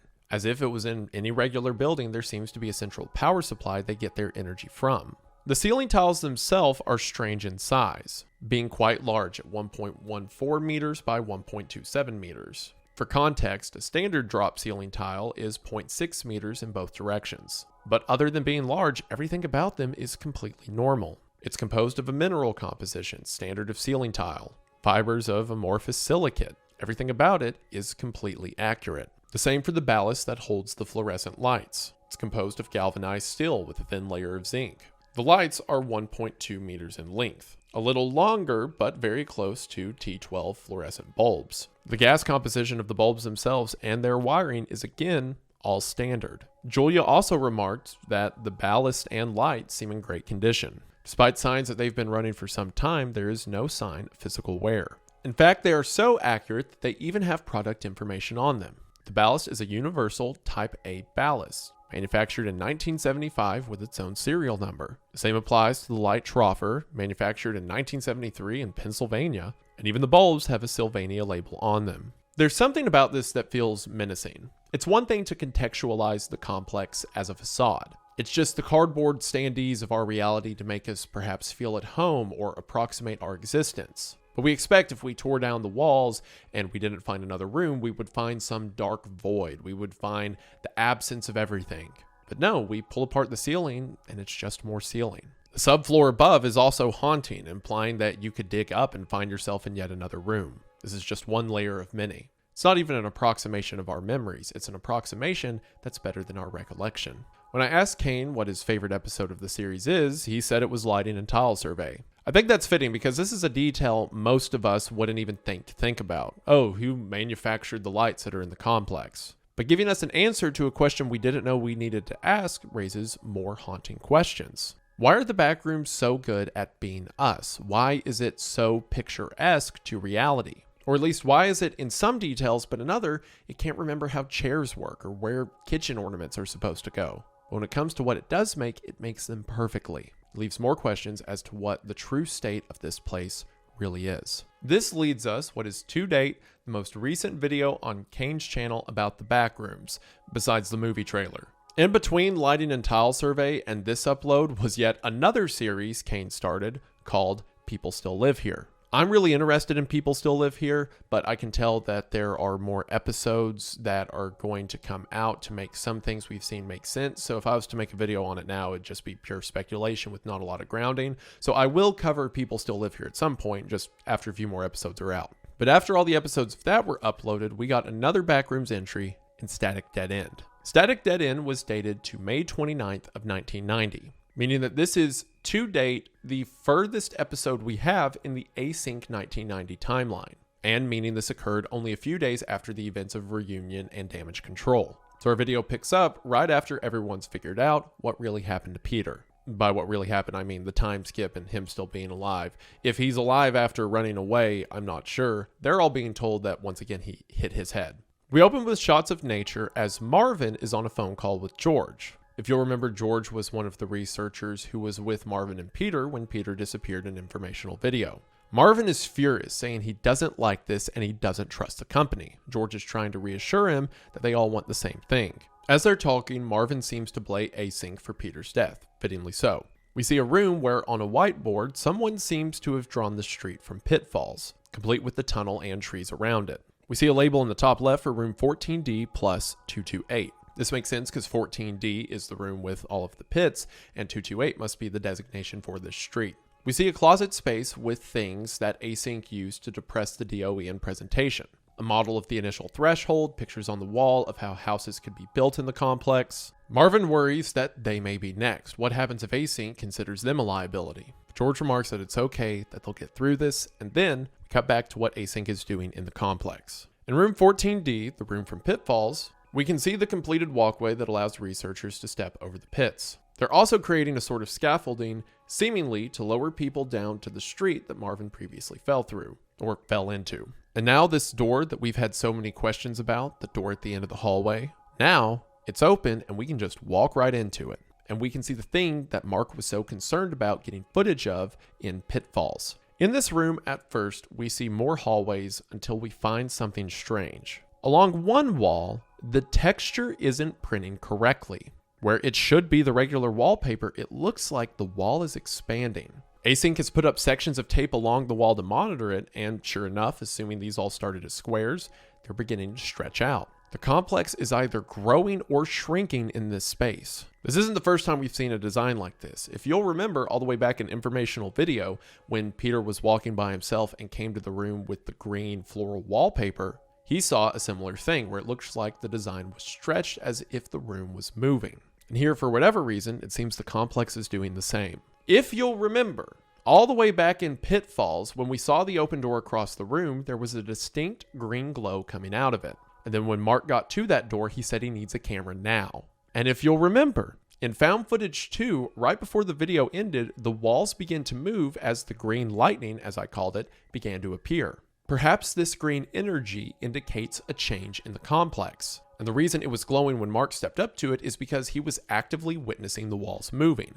That would explain why he wanted a camera immediately despite Marvin falling into a pit. Now the greenness has gone away, but the after effects still remain. We can see where the complex itself was stretched. Marvin continues along the stretched walls until he comes to a new room that is weird even by the backroom standards. This room is carpeted with tile walls, but all of the effects in it seem off. It's as if a soccer ball, a chair, a table, a couch are all half melded into the floor. Even sunken sections of the floor implies that the floor melded into itself. Perhaps because this room was printed too hastily, or perhaps because of Async's meddling or something, it began to compress on itself.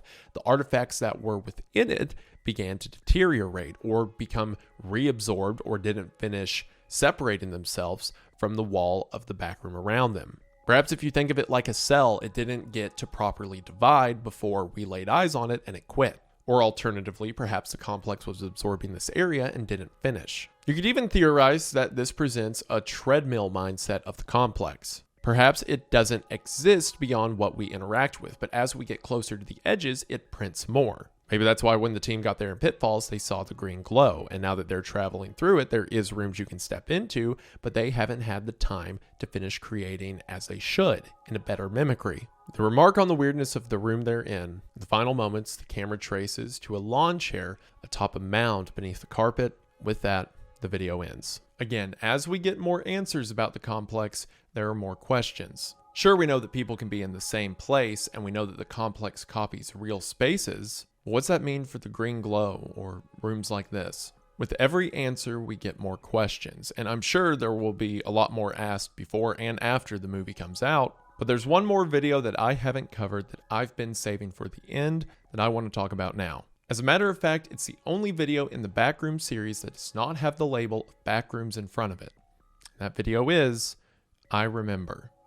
I Remember is the shortest video in the series, clocking it at only 1 minute and 30 seconds. It's also the only video that doesn't show up in the official Backrooms playlist. And I think that's because it's not something we're meant to know everything about now, but it certainly points us towards a lot. The video opens with the camera watching the sun peek through a window as wind chimes are heard. Someone begins a recording and begins to narrate. As they do, we see a missing persons poster on the ground, images of the sea and the sun splitting in on themselves, just like the sky did at the end of Overflow. We see Async's hallways and conference rooms bend and stretch on themselves.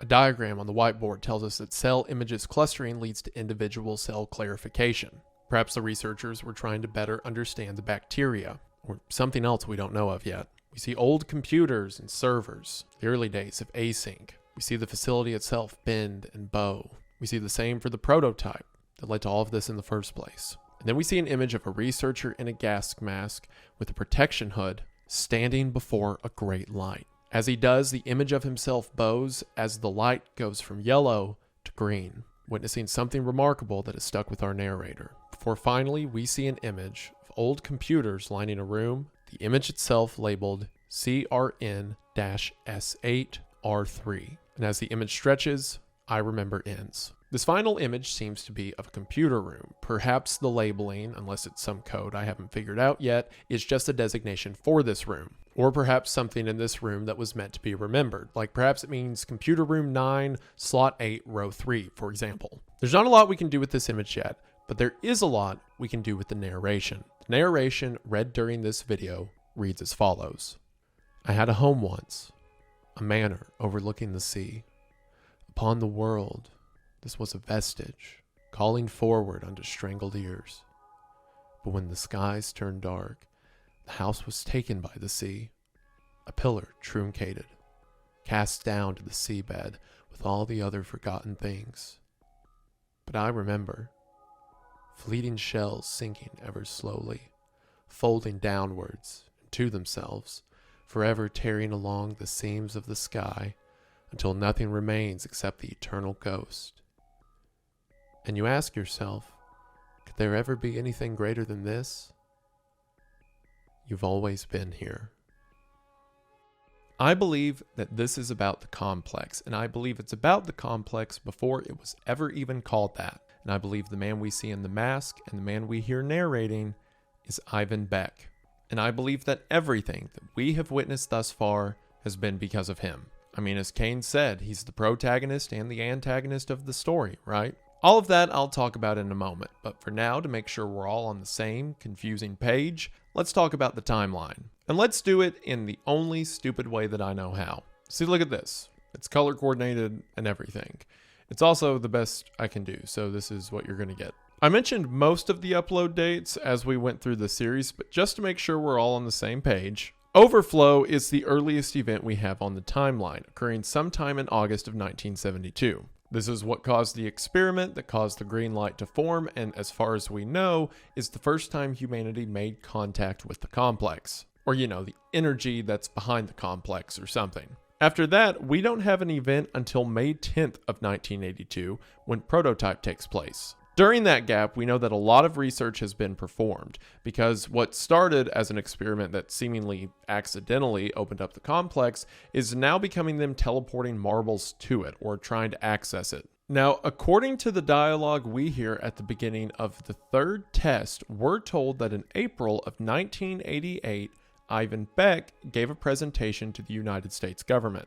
In that presentation, he said that if Async was allowed to conduct their research on the complex, it would offer a solution to all future storage and residential needs. And obviously from presentation, we know that he's referring to putting people and things in the backrooms. This is important context because Beck gave this presentation before Async opened the threshold. That means sometime before April 1988 and either Overflow or Prototype, Ivan Beck figured out what was in the complex. Or he at least figured out it was a space that you could hypothetically put people and things in if you could open the door. But remember, Async didn't manage to keep the door open and explore it until first contact. So that means somehow Ivan had information about what the complex was before Async did, and that'll matter for the theories later. So in April of 1988, Beck gives this presentation, and by July, the third test happens. So seemingly, the presentation went well, Async began their research, and then by October 17th of 1989, first contact happens, or in other words, Async conducts their sixth test and manages to keep the doorway open. So we have what we know so far to be the first interaction with the complex taking place in August of 1972, and then Async gets the threshold open in October of 1989. So 17 years of research occurred between Overflow and first contact. 1 month later, in November of 1989, the lighting and tile survey takes place. So Async took a good month to map out the dimensions and specifics of what they were seeing. Of course, as we saw from lighting and tile survey, whatever mimicry this place was, it was pretty good at it. Then we move into 1990, when a ton of stuff happens. The vast majority of Async's role in the story occurs in 1990. As soon as Async managed to open the threshold in first contact, people began disappearing, and the earthquake also occurred, as mentioned earlier. But the video missing persons occurred on February 3rd of 1990. I believe the first date we get for a person going missing on one of the missing persons posters is in December of 1989, but by February of 1990, or just a couple months later, it's become a noticeable problem. Because of Async's meddling, people are falling into the backrooms. At the end of the month, on February 29th, or March 1st, as we talked about the leap year discrepancy, informational video occurs when Peter skips ahead 2 months. The rest of Async believes him to be dead or gone and fake his death. About a week later, on March 5th, in Motion Detected, Async sees on the security cameras that there are things in the complex that are getting very close to the threshold. About a week later, on March the 5th, Motion Detected takes place. This is when Async sees on their security cameras that these life forms are in the complex and very close to the threshold. We're not sure what Async's reaction to this is, but we do see what their reaction is to the next major story event, Pitfalls. It's very possible that, similar to their knowledge of Peter being alive later, to keep things running smooth, Async leadership didn't disclose to the rest of Async that they saw something on the security camera. Regardless, 2 months later, on May 6th, Pitfalls and Report take place. Pitfalls being the episode where Marvin falls into the pit and then sees the life form in the house at the end of the red street. He gets out of there, the camera's passed off to Async leadership, and on the same day, May 6th, they review it and become terrified by what they see. As we now know Clyde to be the one who reviewed the footage, and given his conspiracy with Ivan Beck to keep Peter's existence a secret, it's possible that when Clyde saw the life form in Pitfalls, he wasn't so much terrified by its existence, but rather terrified by the fact that now they can't keep it a secret. Or if they did know of the life form's existence, they thought they would stay away from people, but after watching the life form chase Marvin, that theory's out the window. So after Pitfalls and Report, Async boards up the opening just past the threshold, and for the time, stops their investigation further into the complex. which is really bad timing because the next day on May 7th is when the Department of Energy is coming to see if Async is deserving of more funding. This is good explanation as to why in presentation when it shows the Department of Energy people being toward the complex, they're just in that initial room past the threshold. They don't go past the opening that is now boarded up. And we see in presentation what Async's plans are to allow the government to use the complex for housing and storage. The Department of Energy is there for a few days, and while they're there, on May 8th is when Peter shows back up. Which, now that I think about it, I guess Peter got to what used to be the opening back to the room in the back rooms that led to the threshold and saw the giant boarded up wall. And we don't see it, but I guess he just broke through that, I guess. He's just built different. But Peter is alive. Only Clyde and Ivan Beck and maybe a couple other Async leaders know of this. So they put Peter in isolation while they figure out what to do with him. And then on May 22nd, when they are moving him to above ground housing, he escapes into the complex. And then 3 days later, on May 25th, is when Peter, hiding in the complex, attacks Mark and Marvin, stealing the shotgun, and then running back through the Async facility, as we see in damage control. All of that occurs on the same day, and then seemingly at the end of the chase, Peter falls and hits his head and dies. Or if you go by my theory, he's still out there somewhere, but we don't know for now. Despite this revelation within Async that the higher ups kept Peter's existence or post-death existence from them, they don't hesitate on their explorations, and on May 29th, Static Dead End takes place. This is when Async has covered the pits from pitfalls and made it to the room on the other side, where we can see the backrooms moving. Again, this could be them expanding or shrinking, we're not sure yet. But we are sure that it has something to do with the green glow, as we saw all the way back in Pitfalls. And so far, that is the end of our Async timeline. The last thing we see is them doing research in the back rooms, discovering these expanding walls and the door past Pitfalls, and then there is a huge gap in the timeline. Because our next event doesn't take place until over a year later in July of 1991. I mean, it's not huge compared to, like, the total time length we're working with, but it is huge considering that all of these were within like days or weeks of each other. Because after the last we see of Async's research, Found Footage 1 happens where we see a complex devoid of Async. Does that mean something happened to Async in there? Or it's also possible that the complex is just really big and the chances of someone falling into the back rooms and then coming across Async are pretty low. I mean, it'd be like dropping two people at random points in the ocean and hoping they swim into each other. But the first found footage happens, and the cameraman, named Kane from that episode, is seemingly attacked or killed by a life form. And then his camera falls out of the back rooms back into our reality. Obviously, we know that the threshold at Async allows people to come and go from the complex, but we haven't seen that done with null zones yet. We see people speaking through the null zones at the end of Found Footage 3, but no one actually passing back over. Although that does seem to be what's happening in the movie trailer, but we'll get to that. What we do know is if someone does go through the null zone that the camera fell through, that would be really bad, as that drops you back into reality, like 3,000 feet in the air. Could you imagine that? Could you imagine surviving the backrooms and getting out of it, only to fall to your death? Well, after the first found footage, we have an even bigger time jump. Because nearly 4 years later, Found Footage 3 takes place in April of 1995.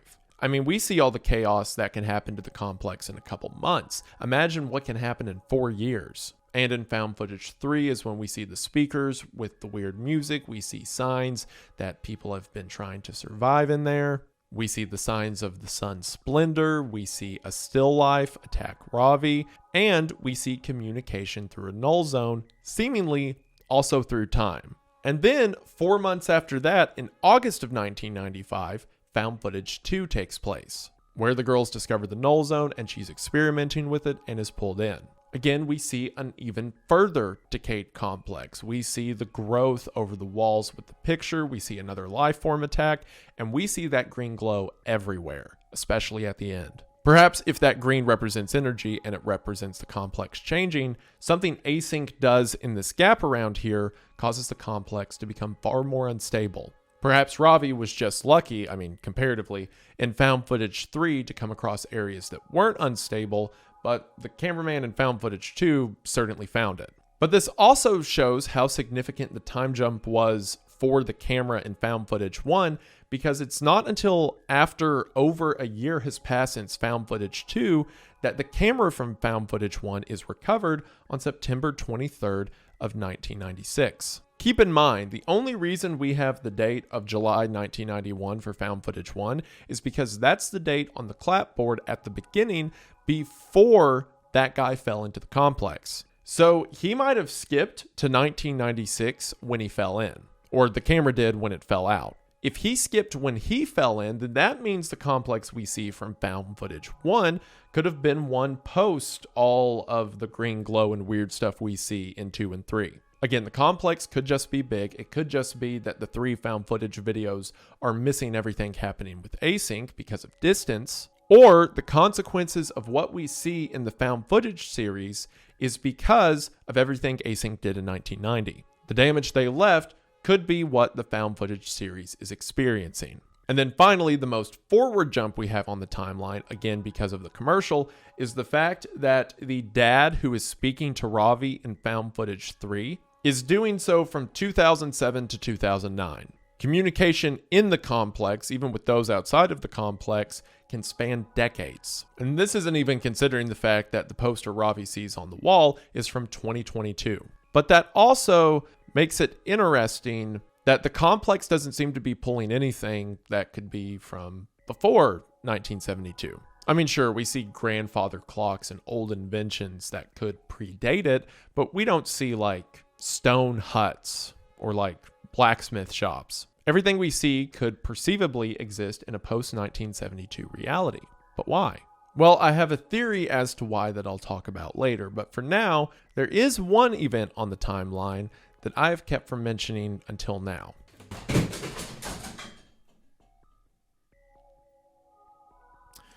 I didn't mean to do that. And that is Clark's expedition, that at least some of it happens on June 29th of 1990. What am I talking about? Well, in the trailer for the Backrooms film, we can see our protagonist, Clark, exploring the complex seemingly for the first time. And when he comes across a security camera, likely Async security camera, we can see on the security footage that it was taken on June 29th of 1990.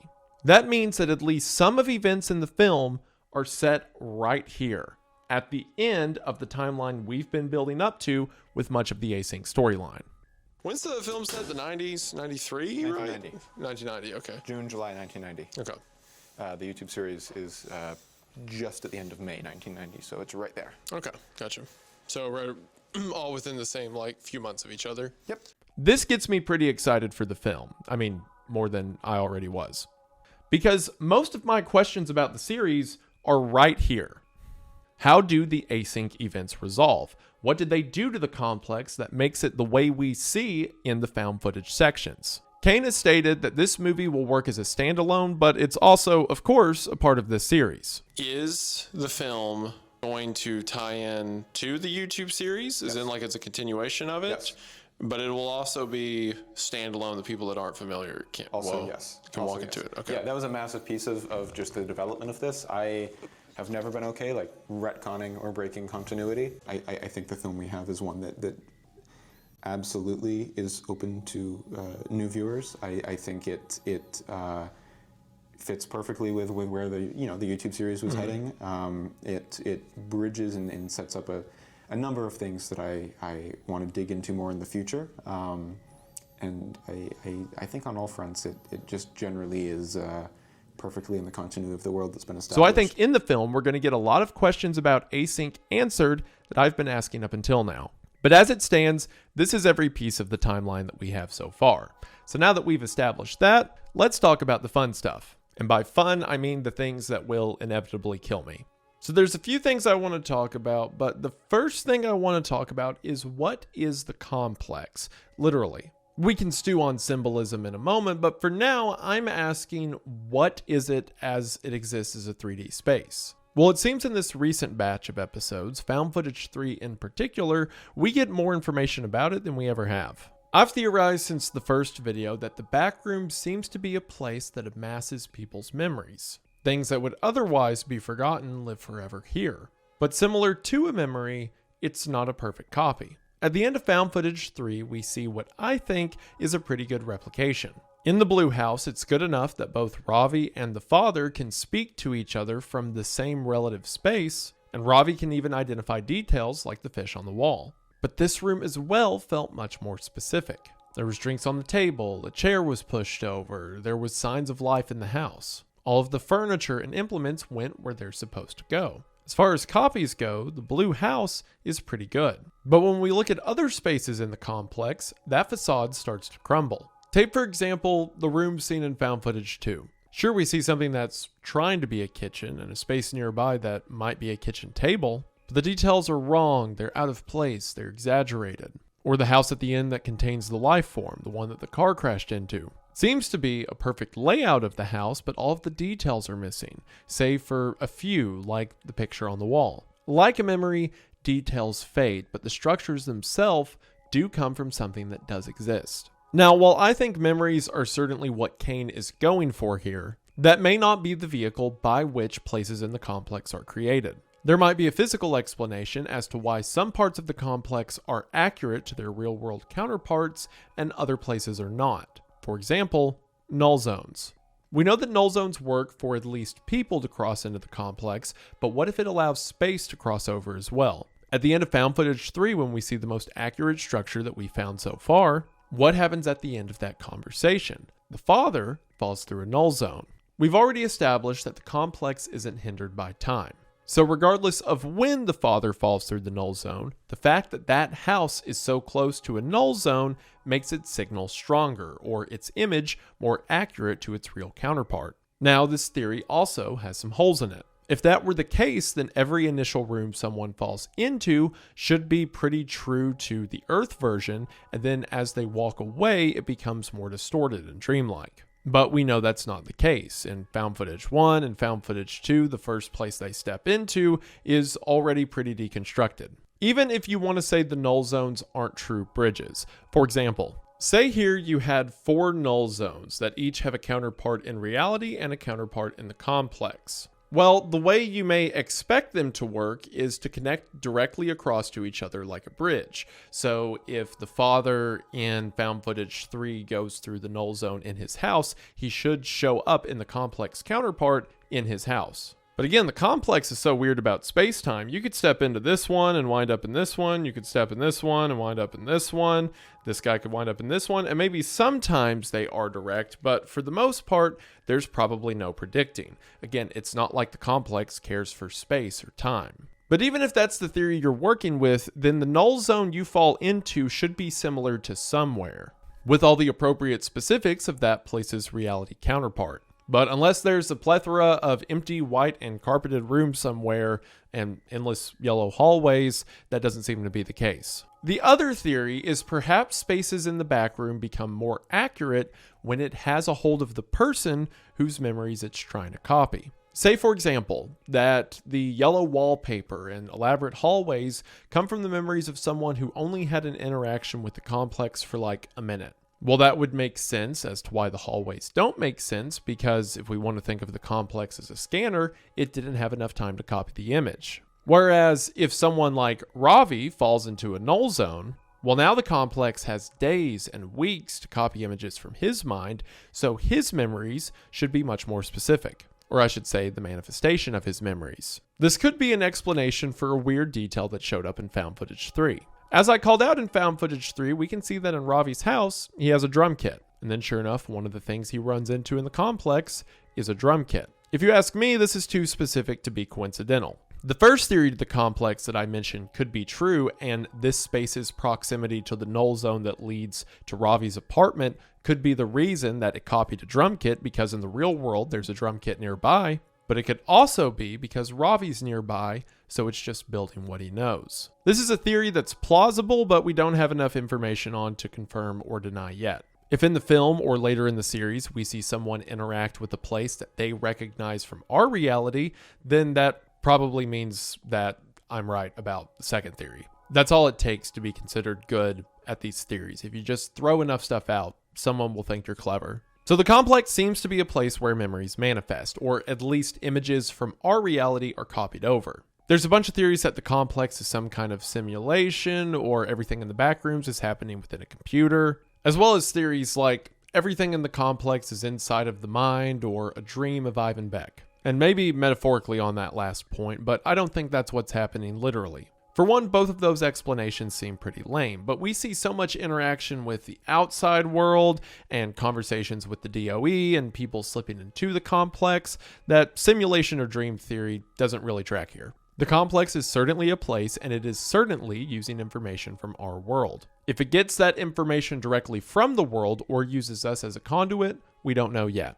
So now that we've talked about what the complex is, let's talk about some of the things that can be in it. Of which currently there are 3 things we know of, besides, people. That is the Hay bacillus bacteria, the life forms, and the still life. Let's go through each of these, and in blue I have things we know about them, and in orange my speculation on them. So, starting with the bacteria that we saw in Missing Persons, we know that the bacteria mutated in the complex as compared to its real-world counterpart. We know from its discovery in Missing Persons that it at least can exist on dead bodies, and from what we see in Autopsy Report, we know it has the capability to preserve body parts. Now, for some minor speculation, we know that there are several black growths around the complex. These seem to be strains of the bacteria that are growing everywhere. It seems that the bacteria attaches to bodies after death. In other words, they're not the cause of death. Sure, they have the ability to preserve organs, but we never hear anything about the bacteria itself being dangerous. But what we do hear is a lot of coughing. From Found Footage 1 to Pitfalls, anytime someone's in the complex for a while, they start to cough. I believe this is because of the bacteria's presence. It may not be lethal, but it certainly attaches to whoever it can. And being that small, it would explain how it's able to get through Async's respirators, as again we see with Marvin in Pitfalls. Now, the other entity who we see the most of in the series is the life form. The life form shows up in Found Footage 1, Found Footage 2, Motion Detected, and Pitfalls. Well, what we know about the life form is it has at least some mimicry. It's at least shaped a little bit like a human, and the noises it makes are reminiscent of people. A lot of people compare him to the head crab zombies from Half-Life. It sounds like there is someone screaming in there, it's just so distorted and muffled, what comes out is monstrous. They seem to be hostile or at the very least attracted to people. In every instance, once they see a human, they begin to chase them. We've never seen what happens when they get a hold of someone, but given their everything, it's probably not good. From Found Footage 2, we see that they definitely come from growths. Whatever that nest was in the back room of the house the car crashed into, the life form came out of it. It seemed to be waiting there in dormancy until someone came by. And we also always see them after human aftermath. In Found Footage 1, one showed up right after we saw the writing on the wall.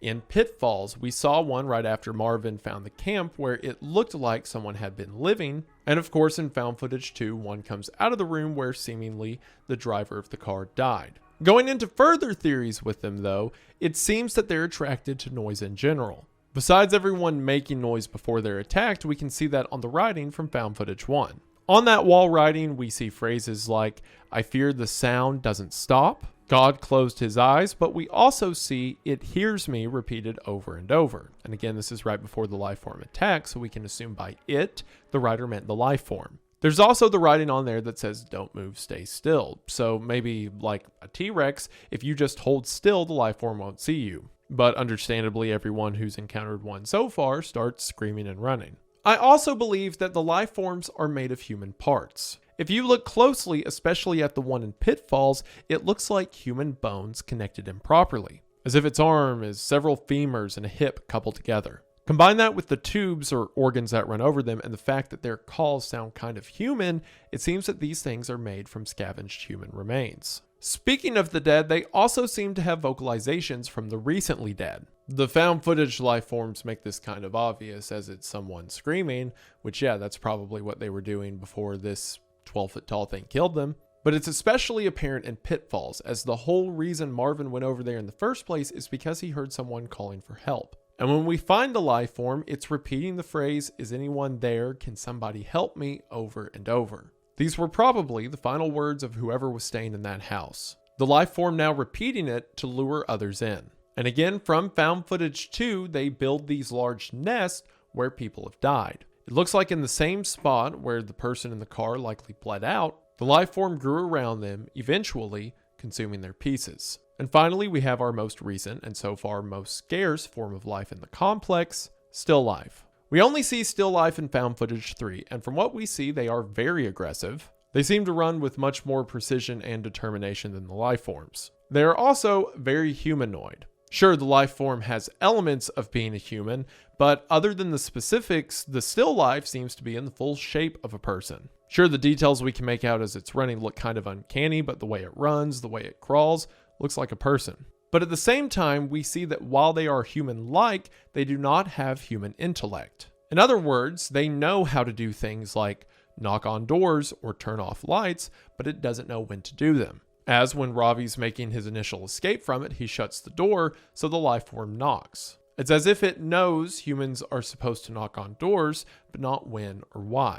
So now let's talk about some of my inferences with the still life. What is the only other humanoid thing we see in found footage 3? The only other thing that has the shape of a person? That's right, the statue or statue thing coming out of the ground in front of the blue house. What do we also see in front of the blue house? A bunch of empty clothes and blood everywhere. The still life we see run at Ravi looks strangely colorless, and a lot of its details faded and blurred together. I think the half statue we see in the ground is an incomplete still life being birthed from the complex itself. I also believe that the still life might be trying to mimic human behavior. That seems obvious given my previous point about them knocking on the door, but what I mean by this is for some reason they want to seem human even though they clearly aren't. They seem to be brutal and leave carnage behind them, as seen from the site in front of the blue house and as seen by how they chase Ravi. And most interestingly to me, they seem to just be an icon of people. What do I mean by that? Well,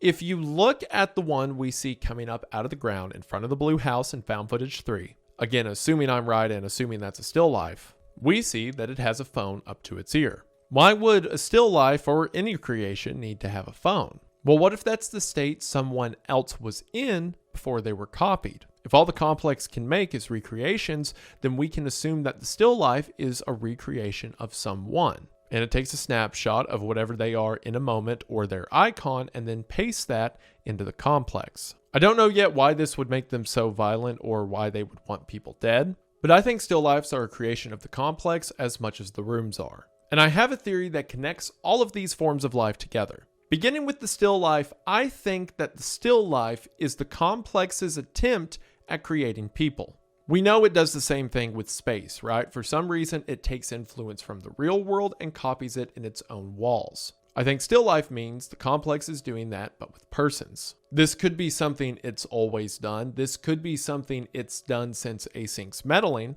which would explain why the only time we see it is in 1995, 5 years after Async. And I think that's why Kane referred to it as still life. Again, inanimate objects given shape. These creatures are made up of the walls and grounds of the complex. That's why they seem to be made of the same material they're rising up from. And I think just as the spaces within the complex mimic our spaces, the still life mimic our behavior. It makes sense to me because just like how the complex doesn't know how tall the chairs are supposed to be, or where the sink or oven's supposed to go, it doesn't know when people are supposed to knock. The still life are the pieces of humanity with the specifics out of place, just as the spaces themselves are the places of humanity, but with the pieces all messed up. Just how the Backrooms are a dreamlike representation of the reality we're in, the still life are a nightmare of what we are. But with my theory, I'm not sure why the complex would think, if the complex does think, why the complex would assume that humans are super violent all the time, unless that's like a commentary on us being awful. But I think a lot of the bodies we see in the complex may be the result of still life killing people who fall into the Backrooms, to which those bodies are then infested by the bacteria. We know that the bacteria infest dead bodies, and we know that it can preserve organs. Why would the bacteria need to keep body parts around? Maybe because that's what life forms are made up of. And remember how life forms always seem to come from the mold or bacterial growth? Well, I believe that the bacteria and the life form are the same thing. The cycle of life goes kind of like this. After someone dies, the bacteria cover their body and preserve some elements. Elements that can be useful later, like bones or a heart or lungs or vocal cords. When enough of the bacteria have formed together, they create these elaborate colonies that are capable of motion. It doesn't have to just use body parts. There's a popular theory that the life form we see in Found Footage 1 uses a camera tripod for part of its composure. The bacteria could consume whatever it wants, but at least some of what it consumes, as we know from Missing Persons and Autopsy Report, is organs. Are organs. Is organ. Whatever. And these bacterial colonies need to continue to grow. So it uses information gleaned from its last subject, things like a cry for help, and then uses that to lure others in.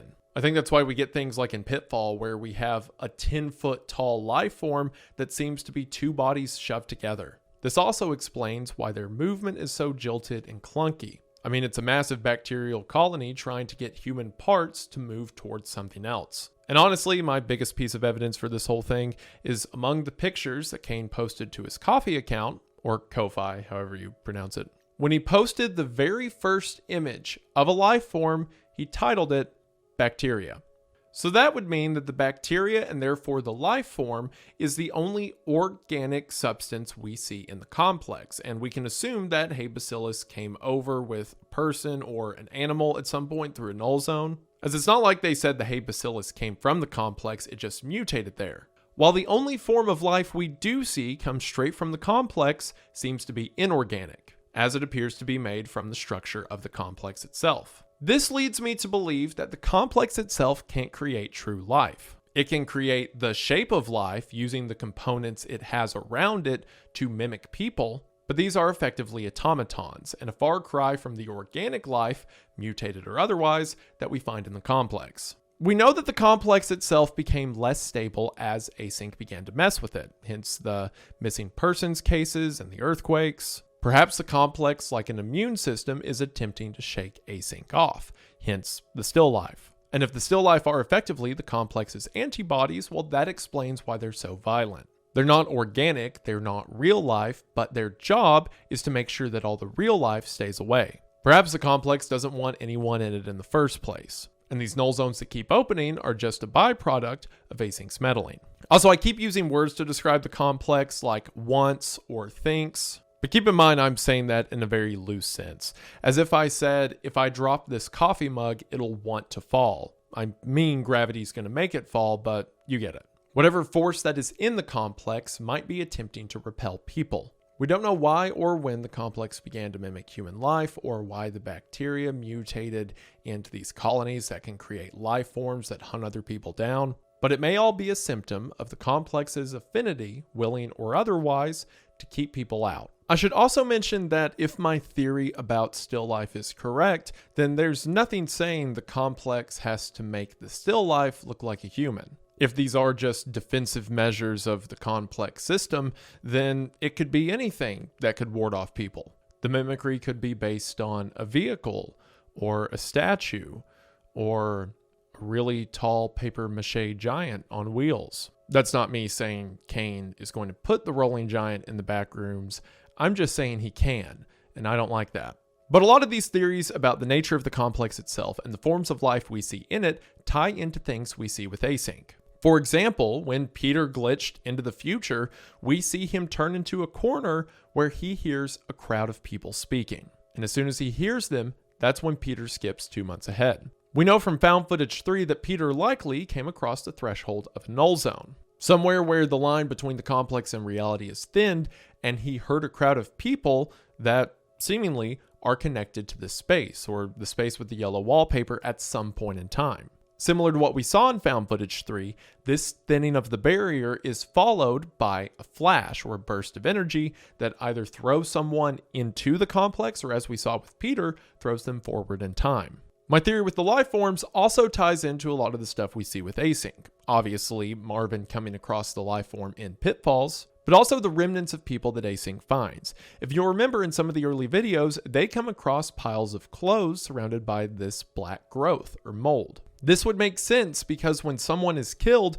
the bacteria doesn't need their clothes, just their body parts. So someone dies, they're consumed by the bacteria keeps what it needs while the rest decomposes, and then as the life form toddles away, all that's left is the victim's clothes and a black stain. My theory of the life forms using human body parts is further supported by what Async saw in motion detected, as the life form we see peering around the corner seems to have legs for a head. I also think something happens with Async between what we see of them in 1990 and what we see in Found Footage 3 in 95 that causes Async to realize that the life forms are attracted to sound. Hence, several of the speakers we see playing music set up throughout the complex. Perhaps these work as lures. As it seems, Async is catching on to a lot of this. Like we saw in I Remember on the whiteboard, they say cell images clustering results in individual cell classification. Perhaps they mean the bacteria forming around bodies and then becoming life forms. And there's a lot of stuff they've started to figure out that we're just putting the pieces together on, like the nature of null zones and the Backrooms expansion. Which the majority of the expansion stuff we see is in the Found Footage series, set after the 1990 timeline, when the wallpaper becomes stretched as if the space is growing, as if it hasn't finished its image yet. We even see this in Found Footage 1 for a moment. But there are a couple places we see the Backrooms expanding in the Async timeline. For one, there's static dead end, where they're monitoring the growth of the rooms by putting tape up to measure its expansion. But on the timeline, the first instance of this we see is during Peter's flash forward. An informational video, when Peter's wandering by himself, he comes across the room with the wheelbarrow and the axe. But as he goes further into the room, he comes across another wheelbarrow that is a copy of the first one, but much larger. And on the wall behind it, the wallpaper is stretching. I think this is effectively a room under construction. Perhaps the real space is meant to be outdoors, so the room approximates it with wallpaper that looks like trees and grass. We can see it growing in one place and copying the same wheelbarrow, but much bigger. It's like it doesn't know what to do with it yet, and instead of giving us a house, it's just the picture of the side of one. The complex seems to be changing, and I have a theory as to what's causing it. The sun has made an appearance in a lot of the imagery we see throughout the series. To get it out of the way, because I mentioned the Splendor sun earlier, I don't think Splendor specifically has significance to this series, at least not yet. If Kane is laying the groundwork to give Splendor meaning within this story, at this point we've only seen it once and there's not a lot to go with. For now, I think it's more of an Easter egg in preparation for some other series he has planned. Or perhaps since the last episode of People Still Live Here was titled Sunshine, it'll make an appearance in that series. But for now, I think this is just an Easter egg. With my luck, the movie's going to be full of these things and it's going to be like the most crucial element of the whole plot. And if that's the case, then I don't know, I guess I'm mad about it. But what we have seen a lot is the literal sun. In informational video, we see an image of the setting sun overlaid on an image of the threshold. In home video, there's an extended shot of the sunset over the ocean. The sun seems to be a consistent theme throughout the series, and outside of the series that we'll talk about in a second. But before we even get into theory, there are a couple moments in the series that seem to be defined by the sun. And those are two of the first several moments that humanity made contact with the complex. So, as we understand it, the first time humanity interacted with the complex was on August 4th of 1972. This is when Overflow takes place. We see the piece of paper signed by Ivan Beck, and then we see the green glow. August 4th of 1972 is also, coincidentally, the date of one of the biggest solar storms in recorded history. This solar storm was so massive that it messed with several radio and television signals on Earth. Solar storms give off intense electromagnetic radiation, and it can affect everything across wave spectrums, from X-rays to radio signals and television signals to even the visible light spectrum. And what is the machine Async uses to get into the complex? The low proximity magnetic distortion system. So it would make sense that a solar storm would affect this equipment, and perhaps give it the supercharge it needs to make contact with the complex, to effectively break through to the other side. As the sun sets, there's a chance to witness a rare phenomenon known as a green flash. This happens when the atmospheric composition is just right to separate the visible light rays of the sun from its typical red and yellow light into its more base parts that includes the shorter wavelength of green. And on the same day Ivan Beck and his team seemingly make their first contact with the complex, what color do we see the system give off? A green glow. Now, I'm just touching the surface on this. There is a ton of nitty-gritty you can get into when it comes to the science within the Backrooms series. And a channel I highly recommend for that is Little Red SM. She makes fantastic videos looking into several ARGs, but for Kane's Backrooms specifically, she has hours of coverage over just this green light phenomenon. If you're like me and you really like to dive into a topic like this, I'll have her channel linked in the description. Can't recommend it enough. But that isn't the only time a solar storm makes its way into the story. If you'll remember, on the third test, when Async was trying to open the complex, they failed. It wouldn't be until the sixth test in October of 1989, in First Contact, that Async manages to open the threshold and keep it open. So what happened between the third test and the sixth test? Well, maybe it's because, in the real world, October of 1989 was home to several solar storms and solar flares. Meaning that once again, maybe the reason Ivan and Async managed to get through in First Contact is because the sun lended the energy, or distorted their magnetic system enough that it did whatever it needed to do to open the threshold. Did Async know of this and time it for that date, or was this just a lucky coincidence? We'll come back to the sun in a second, but for now, there's probably another question that you're asking. The complex seems pretty complicated. You have to have this super vast array of scientific knowledge and equipment and then get lucky due to energy of the sun, assumedly. And how did Async know to try to get into the complex in the first place? How did someone figure out there was something over there? And who's behind Async anyway? Who's been helming this exploration for the beginning? Well, I think all of those questions can be answered by one. Who is Ivan Beck? Ivan Beck's name shows up all over the series. He's the one who was called when Peter Tinch was discovered alive. He's the one who was supposed to be there for the presentation and damage control after Peter assumedly died. He was the one in the third test who was mentioned as going to the government to try to get funding for Async.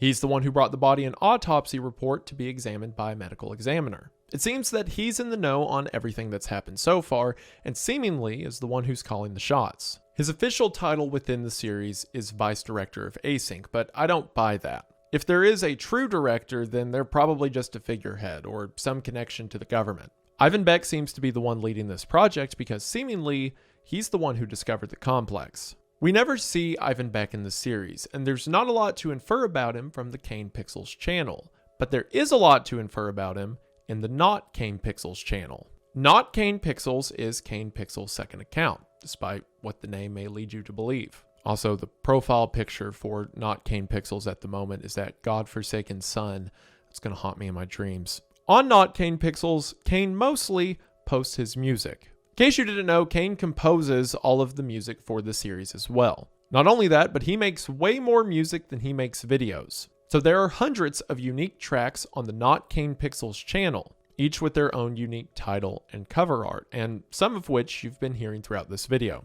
And yes, that's right, Kane, who's already had as much success as he has had from visual storytelling, is also a musician.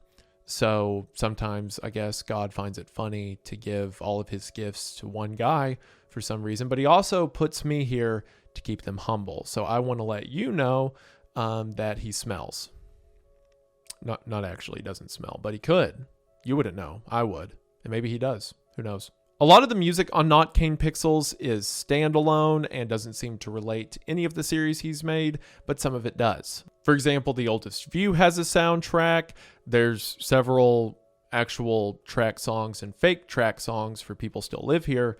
Like songs like Ocular Migraine would belong in there. Songs with titles like Shepherd Boss Fight, Wave, parentheses, Real, probably not. There's also several songs on here that will probably never get used for a series, if I had to guess. Songs with titles like Glory to Lockheed Martin and Holy Land Algorithm and Oops, No More Job Market. He also made me a song called Iceberg Boy that you guys have probably heard in the intro to a lot of my videos.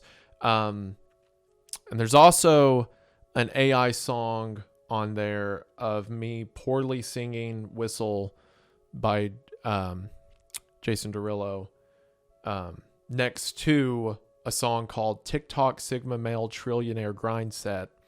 And the picture for that one is Thanos in a suit coat.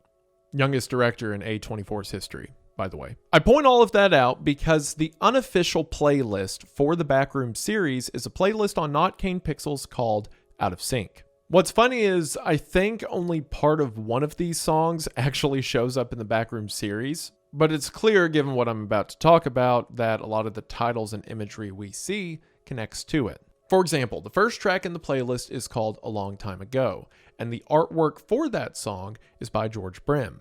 If you'll remember, he's the same artist who did the painting of the girl that showed up in the house in Found Footage 2 and in the related home video. On the cover for the song, What the Fuck Are You Talking About?, we see an image of the sun setting over the ocean. In another track on this playlist, we see that same image overlaid with an image of Async. This is for the song Sailing, Kane's cover of the Christopher Cross song. One of the lyrics to this song is, "If the wind is right, you can sail away," which, if you'll remember, is one of the things Peter wrote on the wall while he was imprisoned within Async.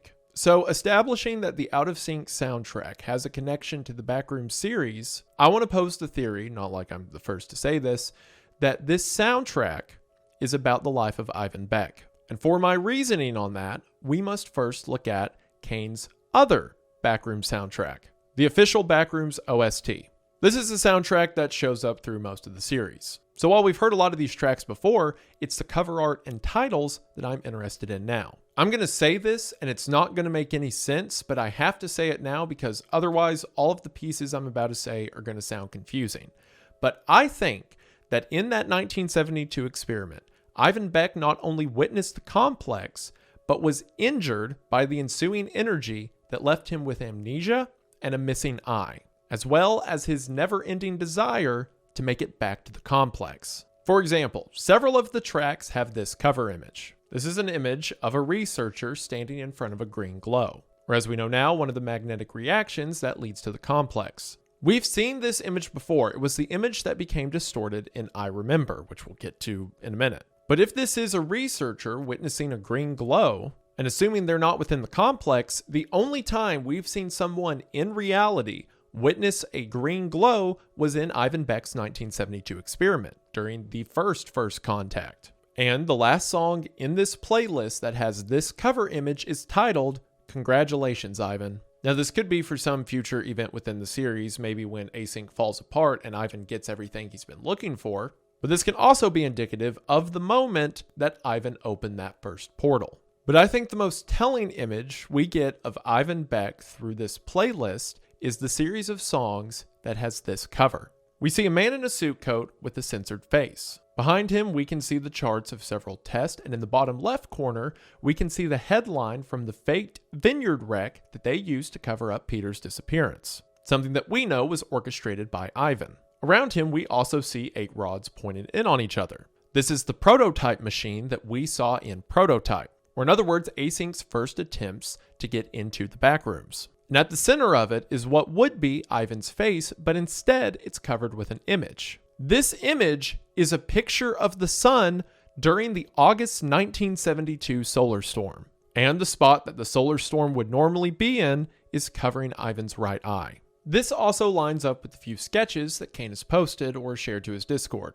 including this image of what seems to be Ivan Beck with a headache. However, his right eye is obscured, and in the silhouette we see behind him, we see a projection of Ivan again with the right eye injured and the sun appearing in his head. Or this artwork that depicts a scientist working on the prototype with text around him that says, "Forever. You won't find yourself there because you don't really exist." And throughout the image and on the young scientist we see, the right eye is gone. Although through some of the other images, it looks like the left eye. But maybe it's like, because it's a drawing, the left eye is normal because the right one's enlightened or whatever. I don't know. Establishing these things about Ivan, let's look back at the Out of Sync playlist. As mentioned, the first song is called A Long Time Ago. In a series of images Kane posted and has since deleted, among them he said that Ivan Beck was born in Karlovy Vary, Czechoslovakia in 1931. Karlovy Vary 31 or KV31. KV31 being the group who is conducting research on the low proximity magnetic distortion system. Now, it's also worth mentioning that the name KV31 is in reference to a real discovery, as it's the name given to an ancient Egyptian tomb that was found in the Valley of Kings. But you can see the connection between an ancient tomb being discovered and the complex being opened. I don't think it's coincidental that KV31 also lines up with Ivan's place and time of birth. But a long time ago, when Ivan was a boy in Czechoslovakia, he didn't have to worry about all that. There are some tracks I could make reaches for, like Insight in Mind, which pictures an American community, potentially being when Ivan was young and immigrated to the United States. But for now, until we get more information about Ivan, I'm just going to stick with stuff that I believe to be true as it relates to the complex and his injury. For example, there's a track titled Post-Traumatic Amnesia, the cover art being of an eye showing several rooms within the facility bending in on each other. This is likely in reference to Ivan after the initial incident. There's another track on here with a really interesting cover called A Life Entropy Part 1 that has this cover image. And of course, just going to go ahead and point it out, that stupid sun is there off to the right, staring at me, and I don't like it. This is a famous historical image called the Flammarion engraving. It's a medieval artwork that depicts a peasant walking to the edge of the flat earth and looking out past the firmament. Or in other words, someone stepping off the plane of our existence as it was understood then. And as he looks out past the sky and the stars, he can see everything. He sees the solar systems, he sees the heavens, he even sees an image of wheels within wheels, in reference to Ezekiel's depiction of the angel he viewed during his vision, leading to what is now commonly referred to as a biblically accurate angel. Again, even though all angels in the Bible are therefore biblically accurate. And also, yes, I found some way to mention them in this video. It's me. Of course I did. But if this playlist is in reference to Ivan, I believe this to be representative of him finding the complex, of him crawling out past the firmament, past the boundaries of what we know to be reality. There's a track called The Same Material that begins with a shot of a California evening, but then fades into an image of the threshold and then an image of the threshold covered in green. There's a track called Sea Ice that has several nature shots, from ice floating across the sea to aurora borealis, notably green, and the sun rising over the ocean itself. Keep all this sun and ocean symbolism in mind for later. There's another track called Ivan Visits the Light plus Defy, which shows the sun rising on a suburban home. There's a track called Ivan V2, spelled IVN, which is a sequel to another track on Not Kane Pixels channel that's just called IVN. That one features someone floating in the midst of green light while their whole face is shown. And then here in Ivan V2, we see that same floating image, only this time, instead of a whole face, we just see a single eye.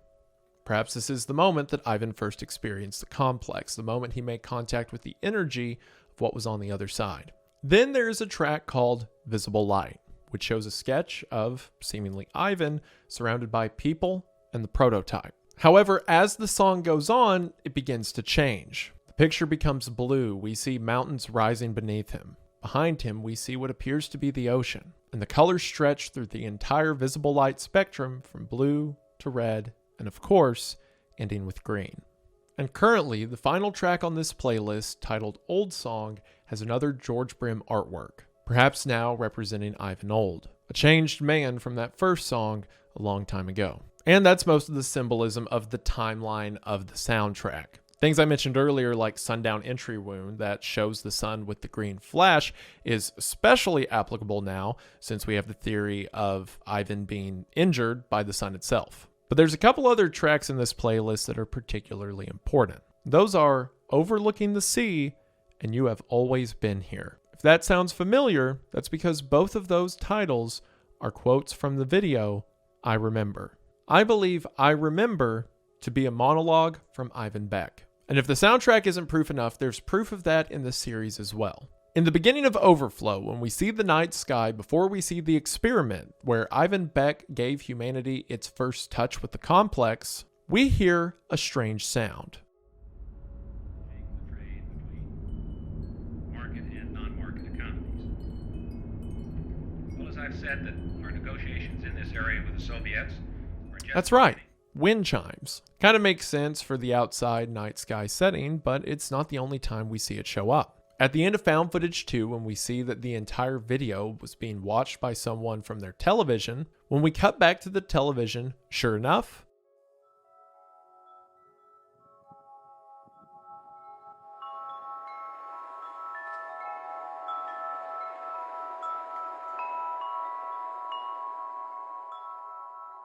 once again, we hear wind chimes. So it seems to me that these wind chimes are a tell of Ivan Beck. He was the only character, or at least named character we know of, involved in Overflow, and we heard wind chimes then. And if the camera from Found Footage 2 was recovered, it would make sense that Ivan would be the one to view it. But sure enough, there we hear wind chimes. And then in I Remember, at the very beginning, we open with a shot of wind chimes. Without even looking at the Not Kane Pixels channel, this is an indicator to me that Ivan Beck is the one speaking. So now that we know that our mystery man who's behind all of this is talking, let's think about what he has to say. I had a home once, a manor overlooking the sea. Upon the world this was a vestige, calling forward unto strangled ears. Ivan is calling back to something he had that meant something. In a world of strangled ears, of people who have forgotten, he remembers something that was important. But when the skies turned dark, the house was taken by the sea. A pillar truncated, cast down to the seabed with all the other forgotten things. This thing he had that was so important was destroyed, and it was lost along with everything else that had been forgotten. But I remember fleeting shells sinking ever slowly, folding downwards into themselves. He's still speaking within this metaphor for losing something and it falling to the sea, but there's something more here he's talking about, something that should sound familiar. Forgotten things, things folding in on themselves, forever tearing along the seams of the sky until nothing remains except the eternal ghost. He's speaking of something that wars against existence itself. And you ask yourself, could there ever be anything greater than this? Again, as we see that researcher who I believe to be Ivan witnessing the green flash for the first time, before we see an image of a server room, as Ivan closes with, "You have always been here." This same image being the cover image of another track on the Out of Sync playlist called Remains. So, what do I think he's talking about here? Ivan Beck believes he had something special. It was something that mattered until the sea took it. And now that he's lost it, he is doing everything he can to get it back. Whatever this thing is, it's so worth remembering. It's so worth going back for. It doesn't matter if it tears apart the sky, because what could there be that's greater than this? There's a few possibilities here. Either Ivan lost someone or something, and perhaps he believes he lost them to the complex. Or, say it was a loved one who died, perhaps Ivan thinks if the complex is full of our memories, maybe the memory of that thing or that person could still exist in there. Mausoleum where you can forever access what once was. Or Ivan could be speaking of the complex itself. The memory he has of it is enough to want to get it back. It was something important. But the sea became lost within itself. There's a lot of symbolism that shows up with that between the sun and the ocean imagery. I think the sea is a great way to look at the complex as it relates to humanity. The sea, for most of human history, was an impossible, insurmountable force. It stretched on and on. It had to be full of monsters and was something we could never hope to venture into, let alone map. But sure enough, we did. And then we did the same with the moon. And we continue on in our discovery, but now humanity's found the complex. And just like that, once again, humanity is standing on the shore overlooking the sea, wondering how we could ever get across it. And here's Ivan, another sailor with a home by the ocean, looking at everything he's lost to it and wondering how could he do anything else. I believe Ivan Beck lost something to this sea, and it's something he wants to get back. And if it's not any one thing, it might be his memory. Remember, there's a lot of references to amnesia, that Ivan's forgetting something that he can't remember, but maybe the complex has. If Ivan suffered amnesia from his injury, but the complex copied his memory, then maybe, as he said in I Remember, the sea took it from him, or at least as he sees it. That piece of him, what he's afraid he'll never get back, has always been there. Some take this to mean perhaps there is a mimic or a copy of Ivan that's been in the complex for decades. Some even saying maybe that's what IVN means. It's this evil or complex variation of Ivan. But I don't think so. I think it's part of his identity that he needs back. I think he was a sailor at the ocean, and then the ocean took everything he remembered. So what could he do other than sail into it? Maybe Async can open the threshold. Maybe all of these secrets will come to life, and he'll find whatever he's missing. Hey, if the wind's right, you can sail away. And the sun, this impossible entity that seemingly blinded him and gave him new vision, might just be the wind he needs to do it. As a matter of fact, this sun and ocean imagery has been in the series as long as the series has been around. Because if you go all the way back to the first found footage and see the writing that someone left on the wall, above the shut eyes we see a window. And when we look through the window, we see the sun over the sea. Ivan Beck is Captain Ahab, and the complex is his white whale. As the whale took Ahab's leg, the complex took his eye and his memory of something that mattered, and he'll die if it means getting it back. I mean, what could be greater than this? I think Ivan is an inciting character at the back of everything. As a matter of fact, I think he's the reason that the complex looks the way it does. In other words, I think he's the reason for the yellow walls. If my theory's right, then before 1972, no one had any interaction with the complex. Then Ivan's injured and he becomes the first prototype that the complex maps its system off of. Remember how Kane said and then deleted that he said that Ivan was born in Czechoslovakia? Well, he's also mentioned that the yellow wallpaper design comes from Europe. And if you find the source for this kind of yellow wallpaper, most of them originate in castles in Europe. I think before Ivan reached out to touch it, the complex was just a nothingness, a void of energy beyond the veil. But as soon as Ivan broke the glass and let that veil in, he was the first thing it touched. And when it did, he became the first blueprint. The complex didn't get a good or stable look, but somewhere in Ivan's past, I guarantee you, he's seen yellow wallpaper with fluorescent lights. And that's all the complex had to work with for decades until Async showed up again. So that's what it did, over and over and over. The first time I ever spoke to Kane, when I made the first Backrooms video, I asked Kane who the protagonist of the series was, and he said Ivan Beck. Now with the hindsight we have, that makes sense. But then I asked him who the antagonist of the series was, and he once again said Ivan Beck. According to you, who would you say the protagonist of the series is, if any at all? Let me think. I have an answer, but it might not make sense. And I think that's why it is a good answer. And the answer is Ivan Beck. Ooh, all right. Who, if any, is the antagonist of the series? Or what? Ivan Beck. Ah! I think that makes sense. Ivan Beck is the agent at the back of all this. He's the one compelling the government to fund Async, his company, to push forward into the complex. And with that, he is both the captain leading the charge and the captain driving sailors to their death. He is the hero and the monster of his own story. Something Kane has talked about a lot is he doesn't like to think of Async as evil, per se. Sure, they've done wrong things like their handling of Peter and whatnot, but just as we did with the sea, just as we did with the moon, if humanity discovered something like this, how are we not going to reach out and touch it? They're scientists. They want to know what's beyond the veil, wouldn't we all? But perhaps their desperation to do something understandable will lead them and all of humanity to a horrible place. A lot of what we see out of Async in the YouTube series is them disregarding the dangers of it, basically. Like them getting into trouble because they don't fully understand what they're tampering with. So is that kind of theme going to be continuous through the movie? I guess so, if it ties into the series. I would say the ideas that you just brought up are for sure on display there. I would say what it really is the inclination to sort of look around a corner and dig for what's next.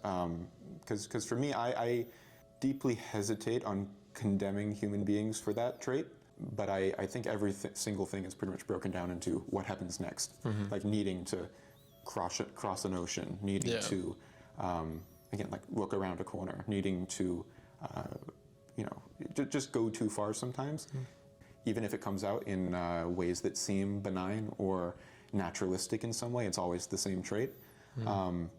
And I would say very much so, like the Backrooms in particular, I view it in the context of the series as a neutral technology that's not inherently anything. I think we're going to see more of Ivan as the series goes forward. I do not think, however, that we're going to see that much of Ivan in the movie. I don't know this. Like I said, I don't have any secret information as far as Ivan's concerned. I just cannot see how a succinct 2.5 hour movie, whatever, will manage to get across all of that in a satisfying way and become an Ivan Beck narrative. I think Ivan Beck is being saved for the web series, as it should. If not, then good luck explaining to your mom how solar storms affect magnetism in the theater next month. I think the story we'll see in the movie will certainly connect, but I don't think we're going to see the conclusion of Ivan Beck's character or get a whole grand arc about him. He'll probably get mentioned, which would be cool and would make me happy, but I don't want to see a resolution there. There's a couple things with Ivan Beck's character that I can't nail down yet. For example, at the end of I Remember, we see that picture of the server room, and there's also an image of computers or servers for the cover image on the track overlooking the sea.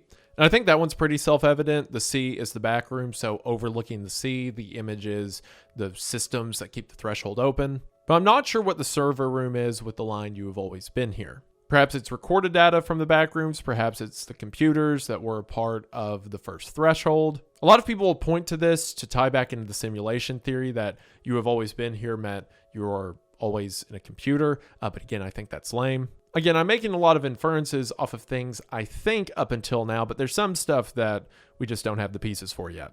So what do I think we're going to see out of the Backrooms movie? Well, like I said, I haven't been told anything directly. As a matter of fact, Kane's lied to me a lot so that I can't do that.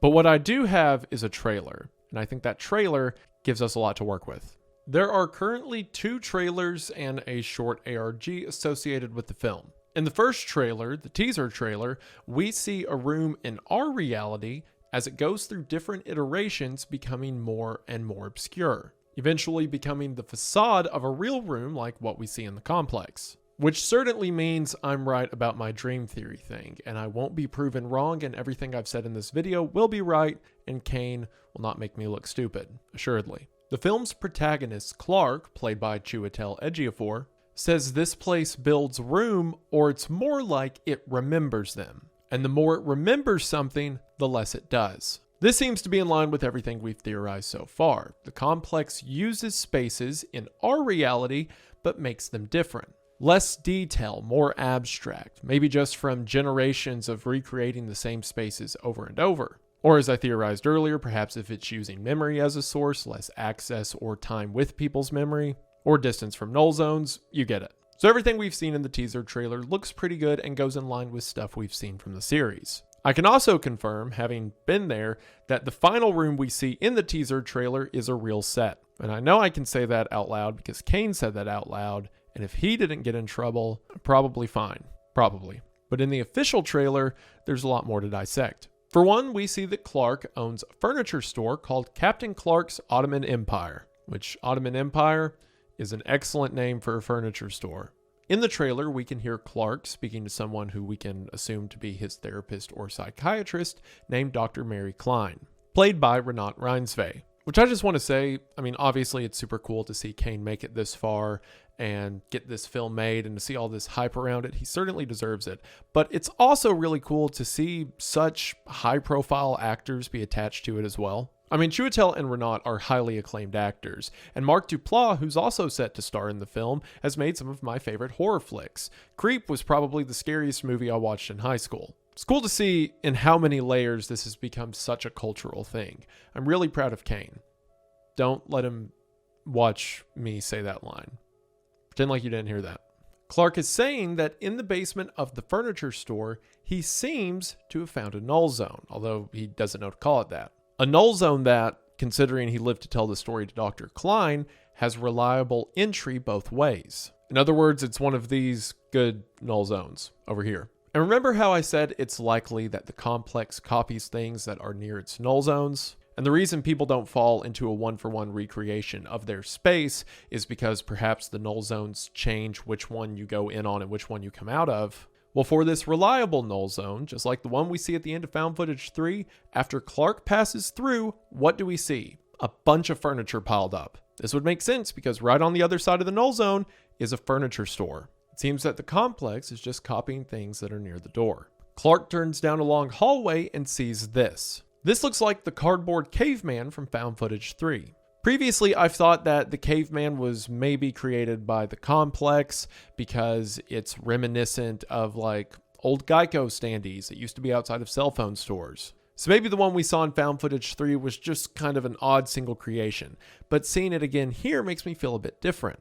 What if, for whatever reason, Async is putting these things up? I'll have more evidence for that in just a moment. Clark tells Dr. Klein that he's going to come back with proof and hands her a map he drew of what he walked through the complex. It's not the same layout, but this style of drawing a map reminds me a lot of Peter Tinch's that he drew right before the attack in Reunion. It then looks like the film is going to have some found footage segments, which is really cool. I mean, Kane's series is known for its found footage aesthetic, the old analog horror look. And it's funny because initially the analog horror format was just to hide the imperfections, the fact that it was in Blender. I mean, Kane's series looks amazing, but when you put the analog filter over it, in some places it's hard to tell what's real and what isn't. But because the series has like 100 million views based on that analog format, well, now it's just part of the show. and I'm really excited to see what he does with it in a live action setting.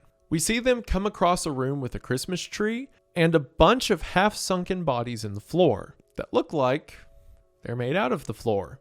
If I'm right about the still life, and these are a bunch of still lives, this is a horrible room to be in. We see one room that appears to be tipped on its side, as it seems our cameraman is walking on the wall and looking to his side, which is actually the tiled ceiling. But if we look at the frame before the camera moves, the ground is covered in piles of clothes and what looks like blood. I don't know how intelligent the still lives or the life forms are, but if they're intelligent enough to have a disposal area, then this looks like a waste zone. Bodies are converted by bacteria into life forms, and then the clothes they don't need are piled up here. That or a ton of people got torn apart right here. Given that the room's on its side, there could be some super elaborate scenario where there was a null zone in the midst of like a giant party or a conference somewhere with a ton of people in one room, and everyone fell through the null zone at once and then like all crashed into the floor of this room, so the bacteria just had a feeding frenzy and made like 100 life forms. I don't know, but it looks like something bad went down here. We see rooms where it looks like the same chair is being copied over and over. We also see a room that has what appears to be pirate ship steering wheels on the wall. And this could track back to my theory about people being in the complex and the complex beginning to steal what they know. Similar to Ravi's drum set, perhaps it would steal the pirate steering wheel that's in Clark's mine. You know, because of the Captain Clark furniture store thing. I should also mention that the 8-pronged wheel is again symbolic of perhaps the prototype. Not sure if that's what they're going with here, but it's Kane, so you never know. One important thing to take note of is when Dr. Klein comes to find Clark in the furniture store, we see a picture of a bright beach behind her. That'll matter in a moment. Now, there's a couple seconds in the trailer that gives us a ton of information. Walking through the complex, Clark finds a security camera. When he goes to the camera, we see the perspective of whoever's monitoring the camera. So this camera isn't a piece of the complex. This is something set up most likely by Async. And we get a few things here. Most importantly, the date at the top of the screen. Like I talked about in the timeline, this confirms that at least part of the movie takes place on June 29th, 1990, placing it a month after the events of Static Dead End, which again, right near the end of the Async timeline, perfect setting for a story. But what I also want to mention is the thing in the doorway behind Clark. We see a white silhouette with something black in the middle. Well, if we go back to earlier in the trailer when Clark's walking down the really long hallway towards the caveman, if we look at the caveman statue, we can see it's just to the right of a doorway. I believe the shot of the camera is after Clark walks in that door. So the white thing we see through the doorway through the security camera is the backside of the caveman cutout. But if you'll remember the caveman cutout we saw in Found Footage 3, there was nothing behind it. It was just cardboard. But now something is, and it seems that there's a wire ran to it as well. I believe what we're seeing is a speaker. Remember how in Found Footage 3 there were speakers playing weird noises throughout the complex, and I theorized that Async was doing that to lure the life forms? I think we're seeing the early stages of that here. Because when Clark was in that long hallway, walking towards the standee, we hear this. Hello?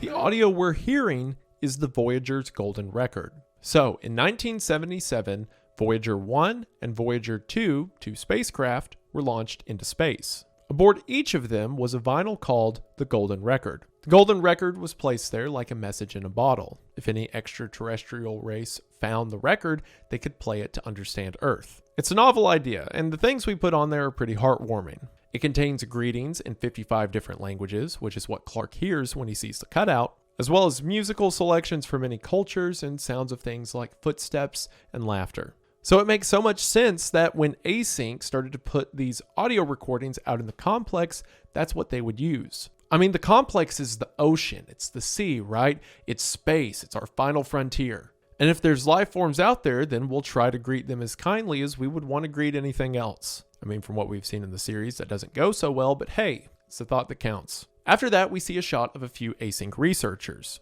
It seems one of them is pulling another one off of something. The one who's being pulled off seems to be holding a fire extinguisher, but pay attention to what's on the wall behind them. We see a stretched image of the same image that was in Clark's store. Similar to the room with the wheelbarrow that we saw in informational video, the complex is taking images of things that exist outside of its null zones and stretching them as if it's trying to put up an illusion. But of course, the illusion is distorted from the actual picture. There's a very quick shot we get of Clark going up to the old null zone or the old doorway and not being able to get in. I theorized earlier that perhaps if someone could go out the same null zone they came in, they could get back to where they were in reality, but I don't think these null zones are an exact science. You can probably get locked out, which might be what's happening to Clark here. There's one shot we see on the found footage cam that is an exact setup of the classic Backrooms image, like the OG one from way back on 4chan. And I just thought that was pretty cool. We see one shot of Dr. Klein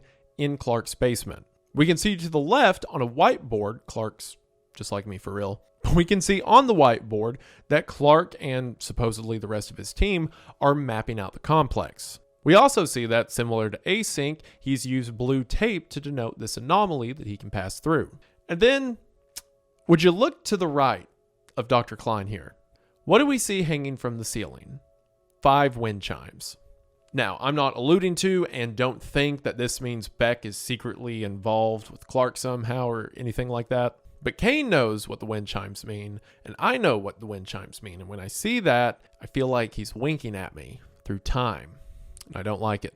We get a quick shot of a really narrow hallway, followed by Dr. Klein, covered in blood, pushing her way through it. On the floor of the hallway, we see a cord lying on the ground. And on the wall across from the camera, we see what looks like a blue sky. If we look at the scene of the Async researchers, we can see that a similar cord is lying on the ground around them, as well as the picture with the blue sky. So perhaps these scenes take place in the same room, or the one that Dr. Klein is pushing towards is another fake sky, or just a blue wall. And maybe Async has these cords all over the complex. I don't know. But after that, we get one final image. A room that seems to be a pool or pool-like area within the complex, and then Clark standing on the other end, listening to the wall. It's very ominous, and who knows what this could be. Maybe Clark loses his mind, maybe this is a still life that looks like Clark. I've got no clue, but what I do have a clue about is that I'm excited. There's so many things we see just in the little bit that we give us that tie into the main series. Like I said, Kane has confirmed that this movie will exist as its own standalone film, but will also tie into the whole series. It won't break the continuity, it will just add to it. Again, I wouldn't go into this expecting a resolution that ties up all the loose ends to the Async storyline. It looks like this is going to be more in line with the found footage tapes we get. It's going to be more personable about someone who finds their way in and stumbles across all the things that Async has done. And there are so many cool things you can do with that narrative, and I'm excited to see where it goes. And if we can just take a step back, is this not incredible? We have been watching this series for years, theorizing about plot points and characters and dynamics and how the science works. And now it's shaping up to be the biggest horror film of the year, one of A24's biggest films of all time. It's such an incredible opportunity to see something that we've loved for so long come this far. And I know there's a lot of people who get annoyed by their interest becoming more mainstream or more people putting eyes on the thing they're into. And I know that, some people, not naming any names, may have potentially, with a few different pieces of media, proliferated that a little bit. But what this means is more success and more resources for Kane. I've said it from the first time I talked about the guy. Kane was meant to be a storyteller, and now he gets to tell them so well. I mean, you think this guy's going to quit at the Backrooms? There's no telling how many films this guy's going to come up with. The series is to the rooftops, and we got to be there when it was on the ground floor. This is such a fascinating thing to see. I can't wait to support the movie and see it like 4 or 5 times while it's in theaters, and hopefully you're excited to check it out as well. Again, May 29th. But something I really want to emphasize is why Kane's series has been so effective. I mean, there's a ton of YouTube horror series that are really good, and some of them great, but they don't get to the heights like this series has. And a lot of it, sure, was the idea and the technical prowess. The Backrooms had floated around online forever, and a ton of different creators took their shot at telling a story within the setting. So it was inevitable that someone would come along who had the technical skill to match the setting and make it into something big. But that's just why Found Footage 1 was so successful. That doesn't explain the continued millions of views and tens of millions of views across over a dozen videos. And I think a large part of it is Kane's commitment to the delivery. And then the floral pattern is the one that I used throughout the entirety of the first short, and which is really just like a pilot at this point, or like a little tech demo that was really fun at the time. But That is kind of funny to think of it as a pilot. I feel like I have like looking at where I have we're an at right now. insecurity about it where I have to say that each time just because it was like I made it for fun to like decompress. And like it was definitely like that's not to like I really enjoyed working on it. It Right. was some of the most fun I've had on the thing because it was like You're not devaluing it was the start. It wasn't like it was just like I was doing the Attack on Titan videos for a while, and it's just like, okay, I'm going to do this different thing, and it'll just be the thing, and it can be whatever I want it to be. And then of course I realized I had to make life difficult for myself and attach it to this other much bigger thing, and then every little choice had to be like scrutinized and kind of gain psychosis. And in the now past 3 we're years. standing in. Yeah, and those it rooms, resulted in this, and so I feel pretty good about it. Feel pretty good about the Attack on Titan spinoff you did. Exactly. Yeah. Exactly. I mean, I spent like, I don't know what it'll cut down to, at least half an hour talking about a character who we have never seen, but has only been mentioned by name, giving his entire lore, background, events that happened to him, how he may be the catalyst for the story, through an unofficial soundtrack that the name of it just relates to the name of the company from the main series on a different channel. And again, it's a soundtrack. It's not even visuals or its own like moving narrative. It's just pictures and sounds and titles. But you can tell from a setup that the message was so precise that the delivery can be whatever it wants to be as long as it keeps its thesis in mind. And Kane does it in such a dedicated way that you can learn so much from things that would otherwise be so tangential. I mean, look at some of the stuff they're doing with marketing this film. So A24 started airing this commercial. It's an ad for Captain Clark's furniture store, with Chadwell in character as Clark advertising the Ottoman Empire. For one, I really appreciate the faith A24 has in the product to do stuff like this. I mean, they paid money to run an entire advertisement that says nothing about the movie. It's expecting that the audience will see it, be interested in why they got seemingly a 90s local TV ad for a furniture store, and then look from there, finding the film. I mean, if you didn't know, there isn't even anything that indicates this is a movie or the Backrooms other than the little A24 logo in the bottom right. But if you'll notice, at the top of the screen while Clark is talking, a phone number flashes. And if you call it, this happens.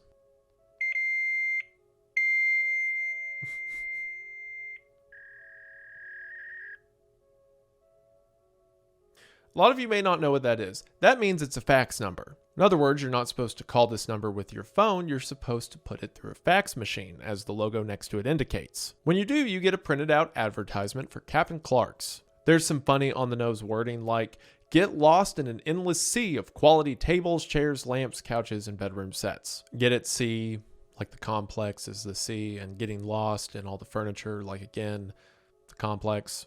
But if you'll notice, on the top left-hand corner of the page, there's a date. This date is for May 17th, 1990. And that date has shown up in one other place. Can't remember?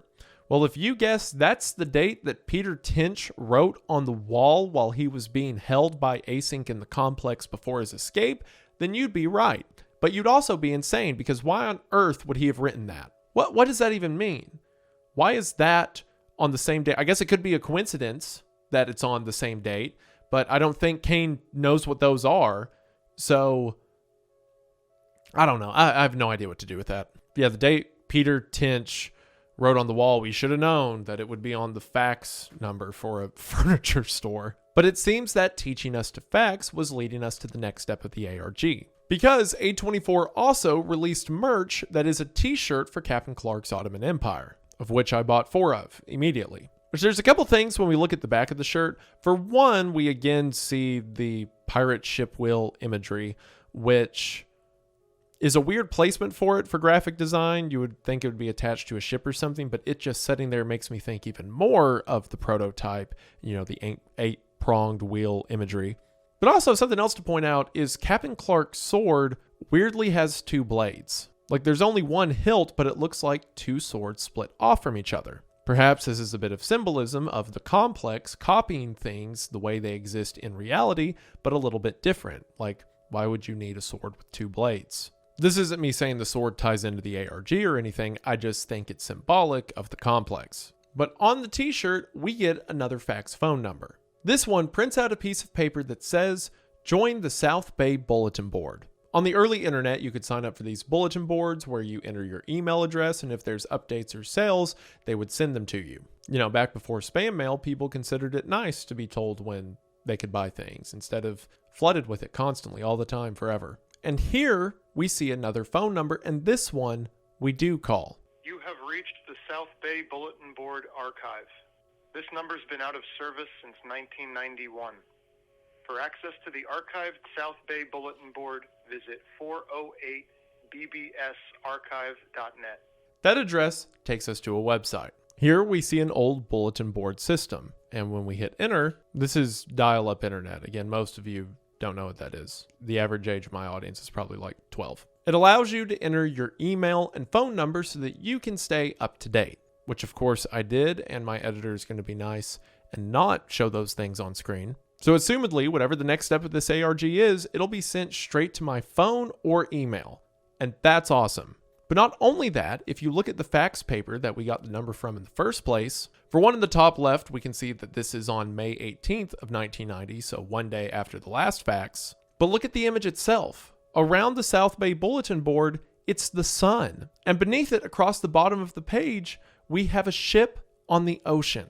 This is, oh my gosh, I love it when people do cool things with the opportunity they're given. This is great. Because to anyone else, this would be completely normal, right? Like, yeah, it's the South Bay of California. They're going to have bays and suns and oceans. But we know from watching the series that there's so much more in this. We're getting those same symbols that have been important then, proven to be important now. The series has never lost itself. It's just became more of what it always needed to be. And seeing Kane have the resources to do things like this is incredible. Normally when something I like gets adapted or goes mainstream, I always have the fear in the back of my head that maybe it'll lose some of what made me love it so much, or there won't be as much dedication to the presentation of it, but I never had that concern with Kane because every step of the way, he has put this much heart into everything.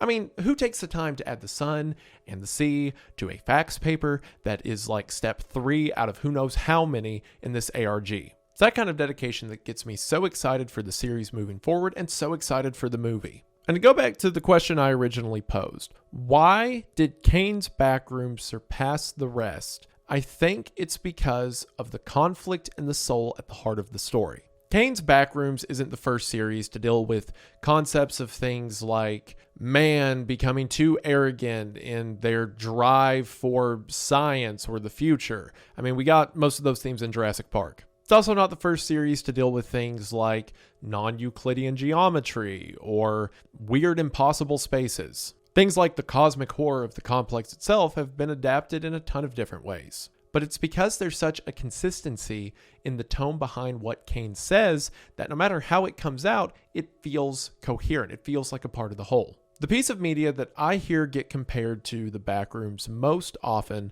would have to be Mark Danielewski's House of Leaves, which I'm sure I'll inevitably make a video about that book and ruin the online discourse around it for about a year.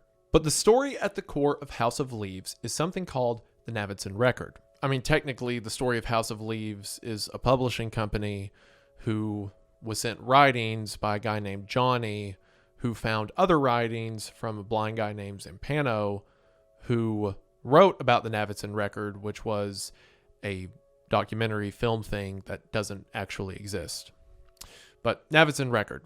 Will Navidson wakes up one day to discover that there is a new room in his house. And when he measures the distance through it, the measurement on the inside of the house is a 1/4 inch bigger than the outside of the house. Of course, this would be impossible. If it was the other way around, you could say maybe they're not accounting for, the insulation or the material of the house itself, but there's no way it could be bigger on the inside. This discrepancy drives Will crazy until new rooms begin to appear. Eventually, a door appears in his living room that leads to a labyrinth. A labyrinth of looping hallways and rooms that all look the same but couldn't have been designed by human hands. The space is impossibly large, and whoever built it didn't seem to care for the people who would one day venture in. House of Leaves was published in 2000, and if you think this sounds a lot like the Backrooms, that's because it is. House of Leaves was a huge hit, and a ton of people took ideas from the story, things like the impossible staircases, and the forever hallways, and the labyrinth created under someone's house. And that made its way into a lot of different stories before the yellow wallpaper Backrooms became so popular online,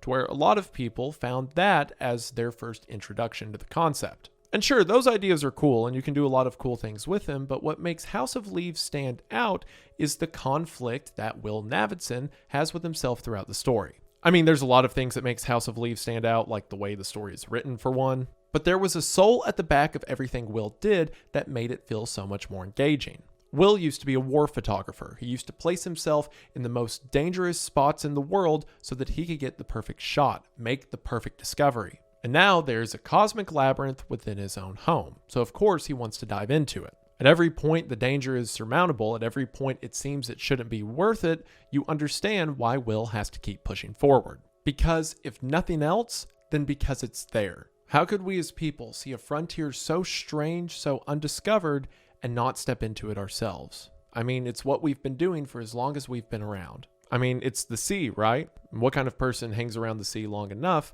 and doesn't think about becoming a sailor? Which it's not lost on me that Clark's character is a pirate in his furniture store ads. A sailor who ventures into the sea to take and conquest. Perhaps that may relate to his character arc in the film. Also, his name is Clark, like Lewis and Clark. He's named after one of the most famous explorers in United States history. It's things like that. It's notes of the theme that underline everything that make it feel so consistent. But the struggle of Will Navidson and House of Leaves is one of the things that stuck out the most to me when reading the book, and it's something that reminds me of Async every time I think of it. Now, Kane has never read House of Leaves. Me and his dad keep trying to make him read House of Leaves, but I think that's all the more telling, that both Daniel Lewski and Kane Parsons stood before this figurative sea and thought of explorers. How could someone stand on the shore and not want to step in? Every time I talk to Kane about the series, he emphasizes that he doesn't see Async as evil, just misguided. Sure, some members of Async may be doing evil for the greater good, but as the company itself, as the researchers,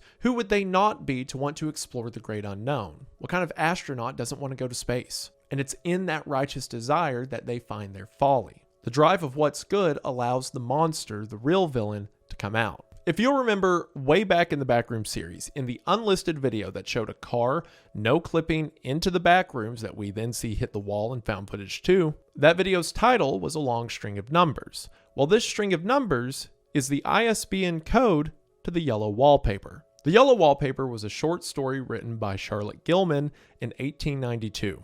Charlotte Gilman wrote the yellow wallpaper based on her own experience with postpartum depression, or temporary nervous depression as it was known at the time. The story The Yellow Wallpaper is from the perspective of the woman who's just given birth and has now been prescribed rest cure until she feels better. She talks about how all of this is perfectly normal, how it's totally understandable that her husband would do things like lock her in a room and not allow her to come out for several days as she slowly loses her mind. Through the yellow wallpaper, she continues to talk about how sickly the walls look around her, how the yellow pattern causes her to feel ill, until eventually she becomes convinced that there is a woman on the other side of the yellow wallpaper trying to get out. So one day she tears down the wallpaper and begins crawling around on the ground like she saw the woman do within the wallpaper itself, now believing herself to be that freed woman. At the end of the story, the husband comes into the room, sees what she's doing, and faints, to which, as she crawls around the room on all fours, she simply crawls over him.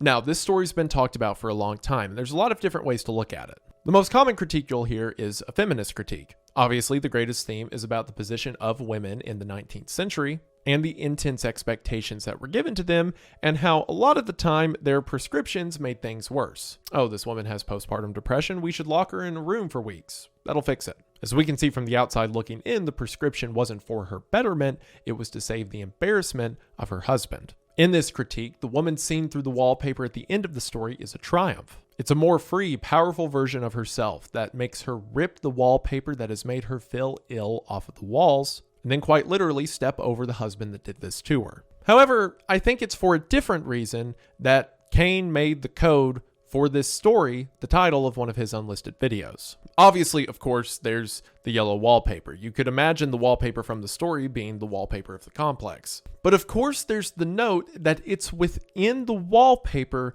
she sees a monstrous woman who by the end of the story turns out to be herself. And in her desire to free this woman, that allows the woman to come out, to become her. This feels so much to me like a representation of Ivan Beck. Someone so determined to step into the other side, to take what he feels was taken from him, not realizing that inevitably the complex might as well be nature, and man can never fully tame nature. At its core, that seems to be the central conflict of the story to me. The complex is just the next great frontier, and Async are the adventurers who are seeking to map it. It's so interesting to me because I feel like a story with these same tones could have been told in the 1400s, before the oceans were charted, when sailors feared they would fall off the map or fall prey to monsters. And then in the early days of the space race, what would we find when we ventured out into the cosmos? But inevitably, we filled in the maps now. So the Backrooms asks the question, what if there's more map? What if there was a next great frontier? What could we do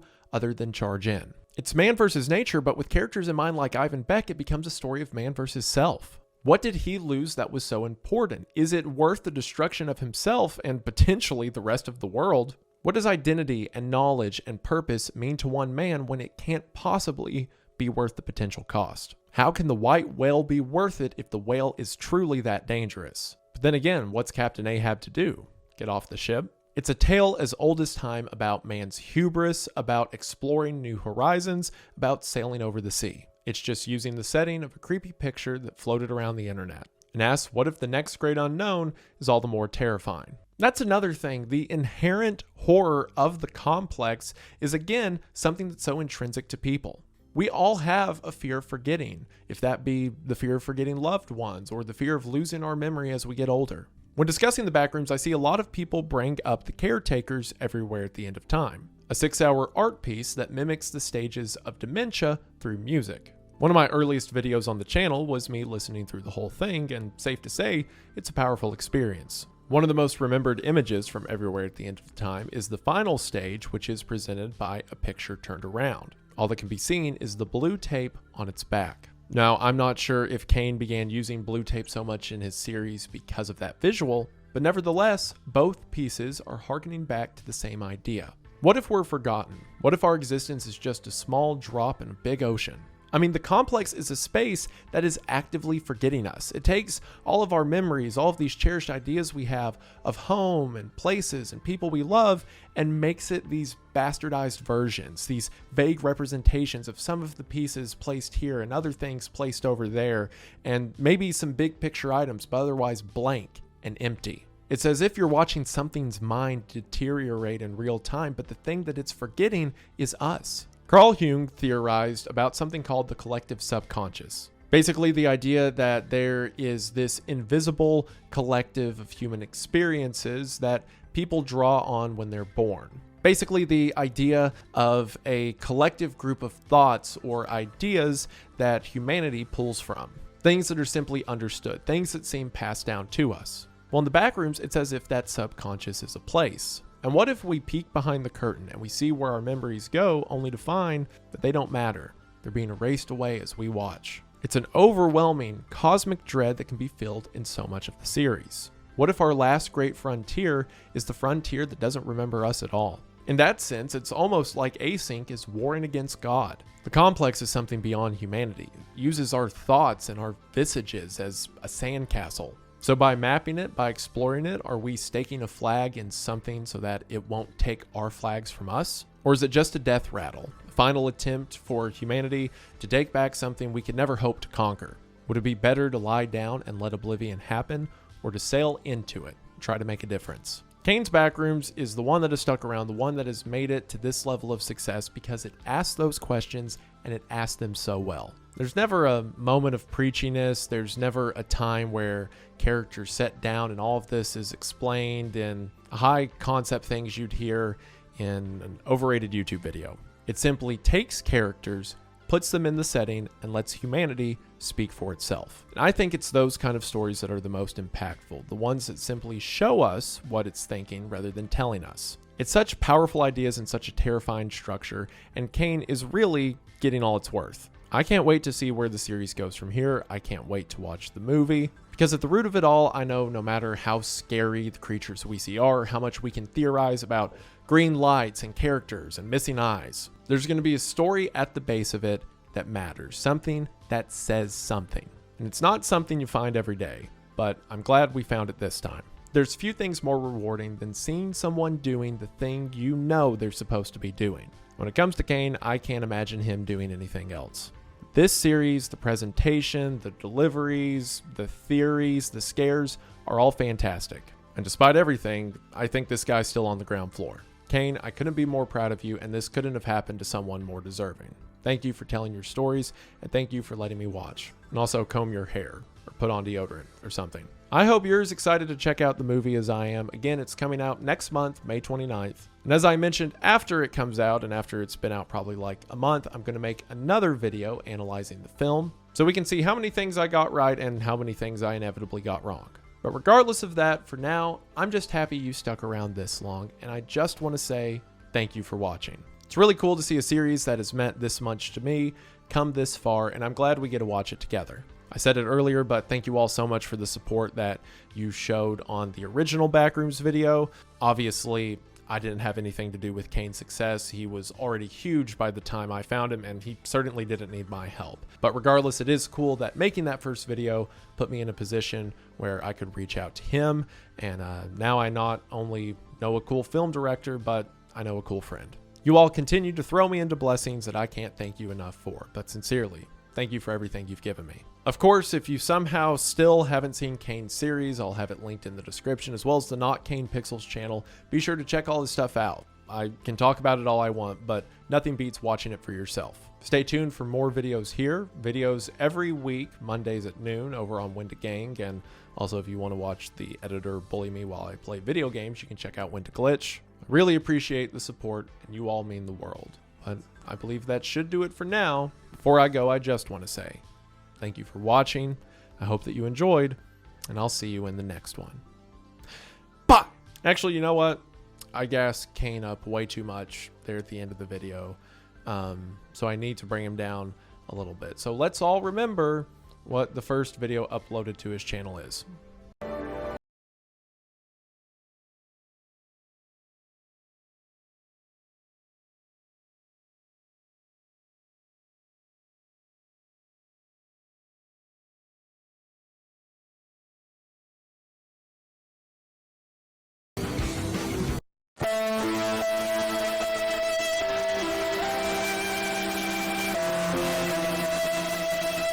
And no, I don't care that he was like 12 when he made it. I'm a YouTuber. Bullying kids is like half my job.